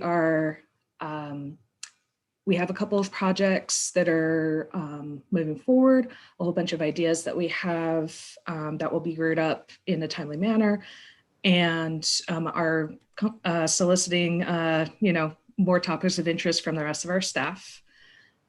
So we do have an idea list as well as a mission, vision, and interest areas laid out in our roadmap.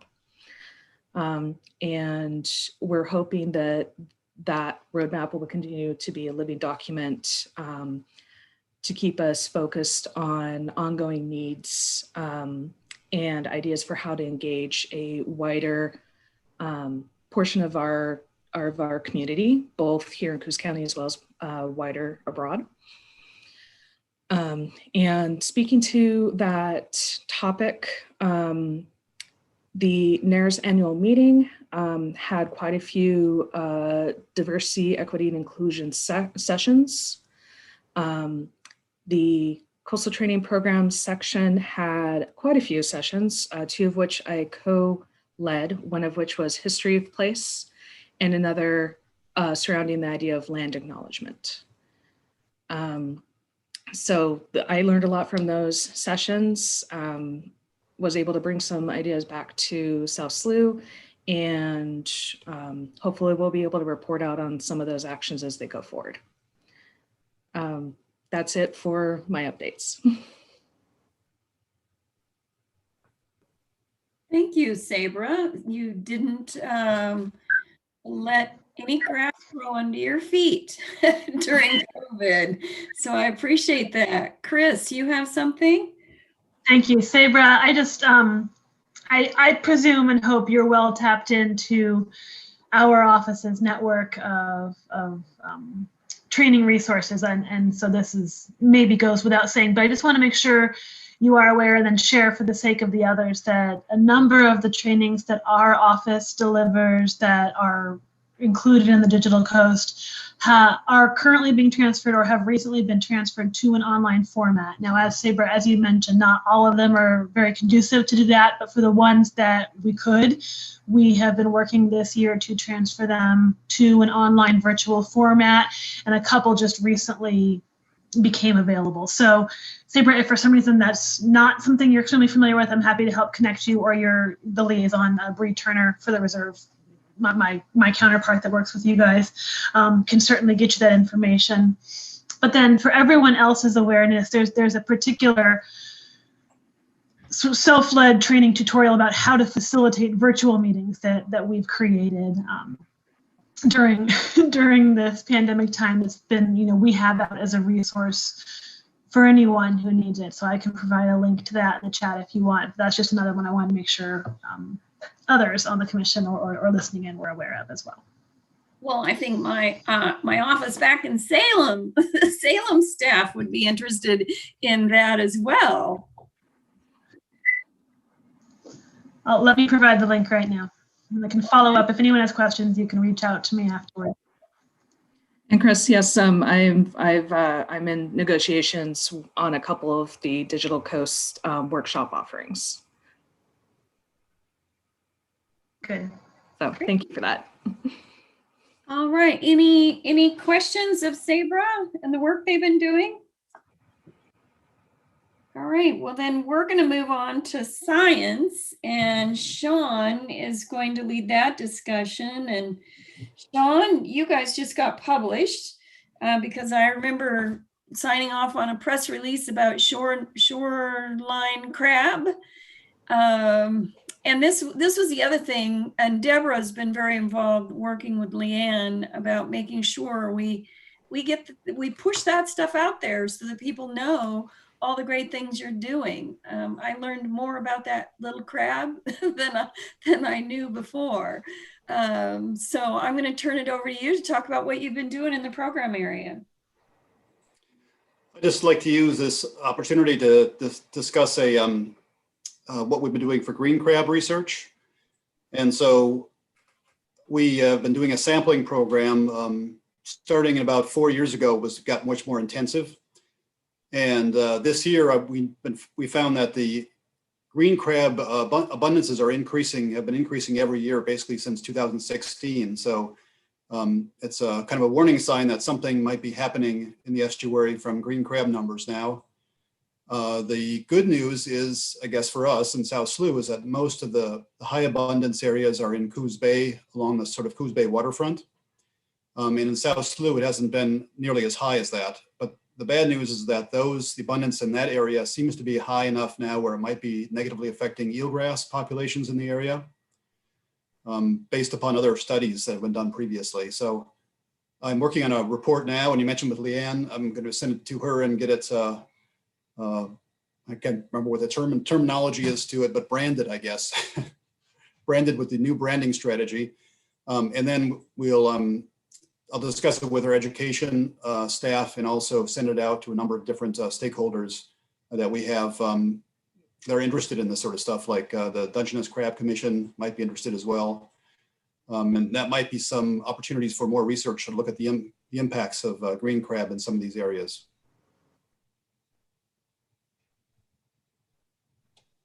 I couldn't agree with you more, and I do think the Crab Commission would be interested. I think some of this is very interesting. Well, all of it is, but some of it's particularly interesting to our fishing industry. And it might be worthy of, I'm going to keep this in mind when the legislature comes into session, and it might be worthy of a testimony when there are bills that come forward that talk about these kinds of things. So I'm going to have to keep that in mind, that you guys are all a great resource, a scientific resource to educate our lawmakers. So. And I'll send that report around when it's finalized. Okay, great. Well, thank you, Sean. Is Alice here today to talk about stewardship, or is someone else going to? I'll be talking about stewardship as well. Okay, all right.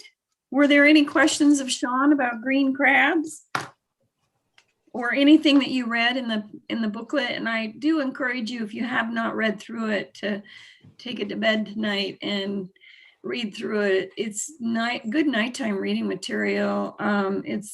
It's elucidating and informative. So, all right, tell us about what you've been doing with stewardship. It was, Alice provided me with a statement here. We are working with John Schaefer and Ashley Russell from CT Clusie to determine if a grassy area on Indian Point is appropriate to establish a camas meadow.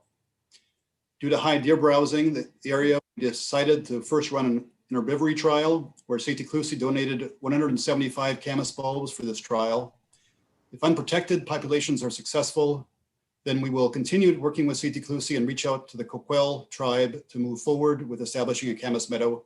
The intention is to promote cultural resources on reserve land and to facilitate communication of these practices to a general audience. That's awesome. Chief, did you know about that? They dug up some of them bulbs here in one place. I think that's great. I would love to see camas growing in the reserve. That would be terrific. It's not only a useful plant, but it's beautiful when it's blooming.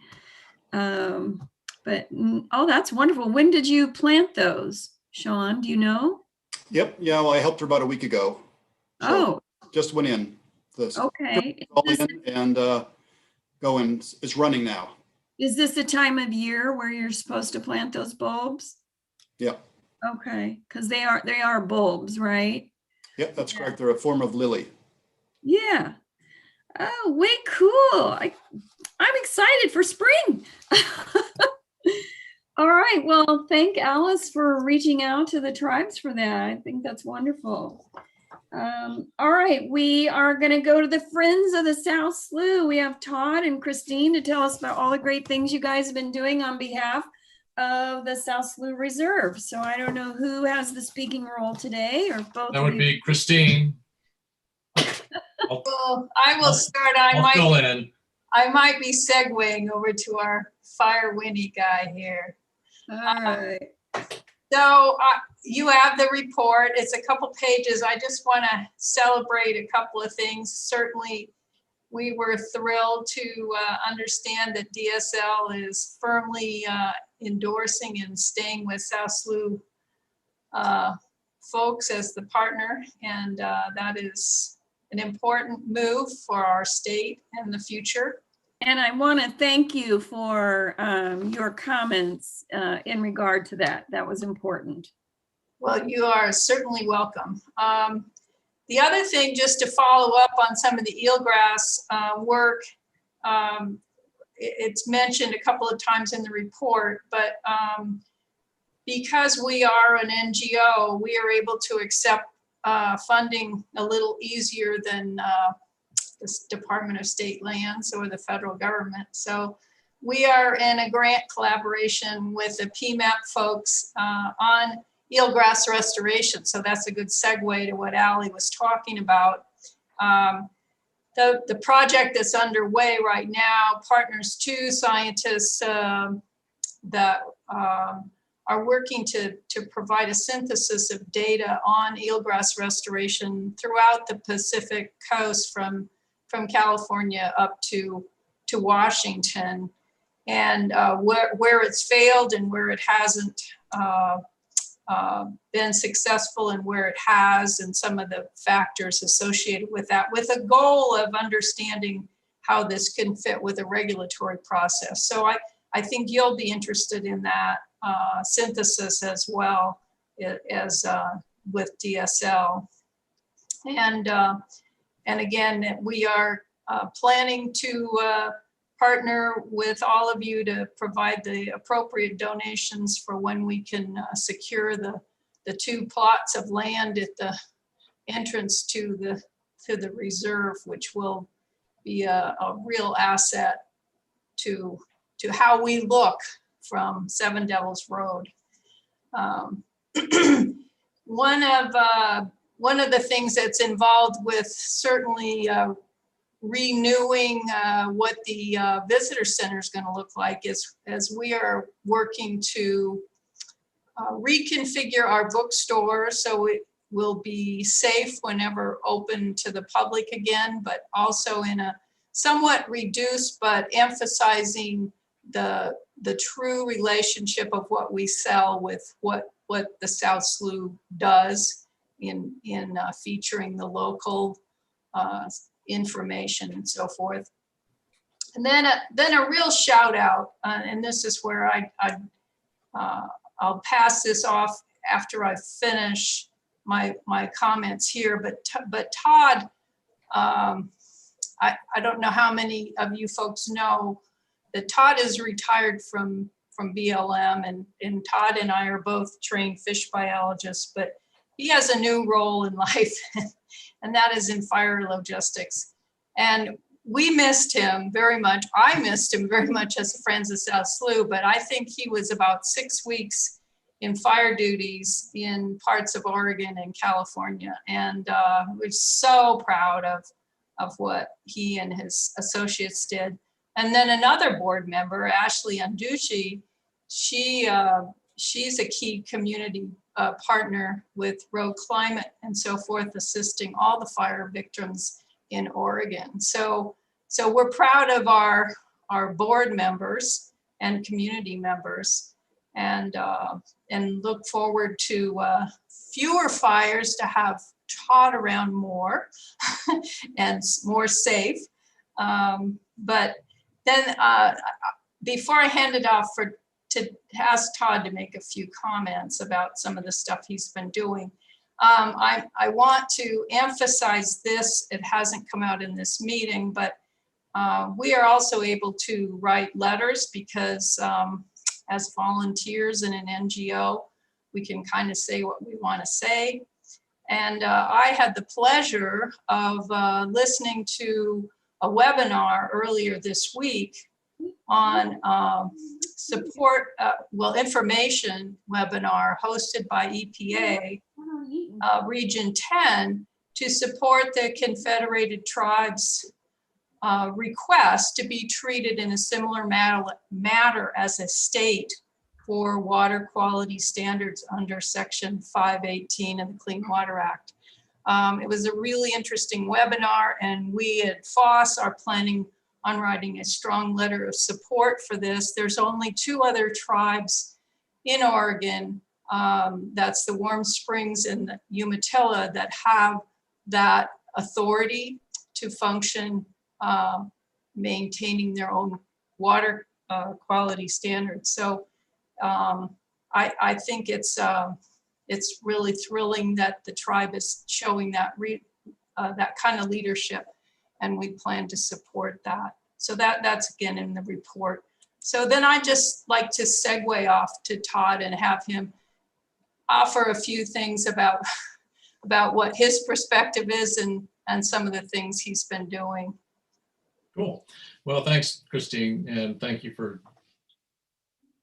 keeping the home front going while I was gone for 54 days. And incidentally, my national team has been asked if they might be available to go to Southern California. There's a big fire going on down that way. Crazy stuff. This never ends. There is no such thing as climate change, folks. In the meantime, I've been working on our list of email lists for our MailChimp, and I've got that pretty much cleaned up. So you'll probably all be seeing in your inbox one of these days a test MailChimp, so we could start re-engaging with our members, with our Friends of the South Slough members and our Friends of the South Slough Friends. Keep getting them posted and up to date of what we're all doing here, because folks, we've just fallen off the face of the earth along with a lot of other folks with COVID. So I've been just finished that up today, and Christine and I will work on a message for all. We have been getting our fiscal house in order as well, and I'm feeling really good about that. I've also hooked up with the Historical Museum down on the waterfront to see how they manage their bookstore, what kind of software and that sort of thing that they use. And that's been productive so far. And aside from that, life is good. End of report. You guys have been busy. That's great. Just to let you know, my grandchildren have outgrown their South Slough National Estuarine Research t-shirts. So we have lots of those still. Okay.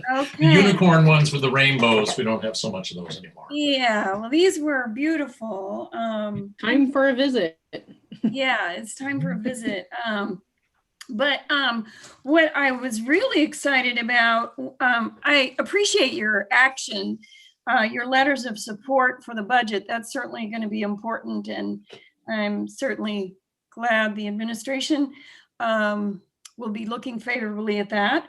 The new administration, the EPA Region 10 issue, CT Clusi, Chief, did you know you guys were applying for that? I didn't. As you know, I'm a retired chief now. I know. So you don't have to go to all the meetings anymore. Debbie Bosley and Doc have to do all that work. Yeah, they thought they was going to get it easy. Yeah, I've had a lot of meetings with them lately on various issues, and they're very busy. But no, I think that's terrific. So I hope that they are successful in that. I knew the Warm Springs had that ability. I didn't know that was true with the Umatilla. So anyway, I want to thank FOSS. You seem to have been reinvigorated and recreated in the last year or so.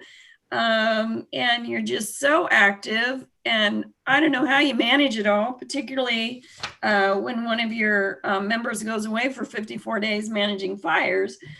And you know, you're retired too, Christine, and you're all very busy, but I know that we appreciate it and South Slough appreciates your work, particularly the $25,000 that you're going to contribute to the purchase of the land at the entrance. We've been working really hard at that. Bree's done most of the work.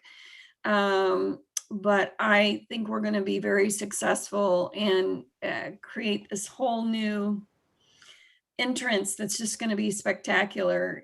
There are more and more people using the South Slough and its hiking trails.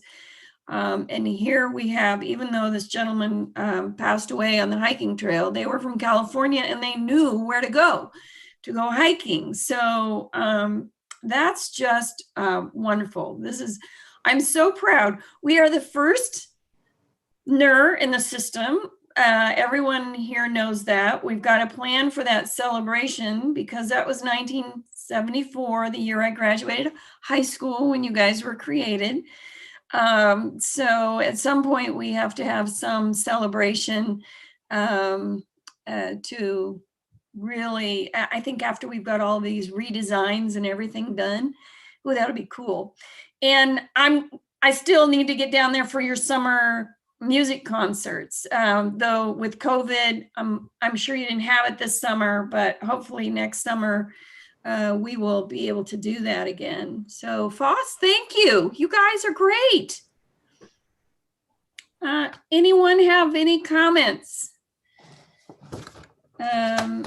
All right. Well, I think that's it for our information report, you guys. Our next scheduled meeting is March 14. And I see Chris, are you wanting to say something? I had a question about that. Unless I'm totally looking at my calendar wrong, that's a Sunday. Am I missing something or did the wrong date get printed? You know, I think you're right, because I know I was just about ready to say that we're probably going to have to change that date because my daughter is expecting her second child in March around that date. Yes, that is a Sunday. I think it's supposed to be the 18th. That was our mistake. Okay. But I can send out a doodle poll if March is not going to work. Good yeah, catch. I have to go back. She lives in Alexandria, Virginia, and her daughter will be 2 by then. And a 2-year-old and a mom with a new baby is a lot. So I've been saving up my time off. So I'm going to go back there for a month. But I'll be able to, since we're all doing this online stuff, I'll be able to do that as well. But I'll work with Bree and we'll find out a really good time. So thank you for pointing out that was indeed a Sunday. All right. So anything else for the good of the order before we adjourn? Appreciate seeing all of you. Wish you so much happiness for your holiday, even though I know many of you won't be with family, except in this manner, but you know, this works. This is how I communicate with my granddaughter. I think she only knows me by Zoom now and FaceTime, because the last time we saw her was last Christmas. When we all drove to Vermont together, expecting snow, and there wasn't any, but it was beautiful. So I will look forward to seeing you all then. And I see Chris has put in the link, their training, virtual training meeting. So that's good. So make sure you all get a copy of that, and I'm gonna make sure I select it and save it. All right, so with no other comments, then I'll take a motion to adjourn, and those are not debatable. So if someone wants to make a motion in a second, we'll be done. Motion to adjourn. All right. And a second by Bob. All right, well, then all those in favor say aye. Aye. And aye. All right. Well, thank you very much. We will adjourn at 3:20 p.m. Goodbye. Good job, Bye, everybody. everyone. Bye-bye.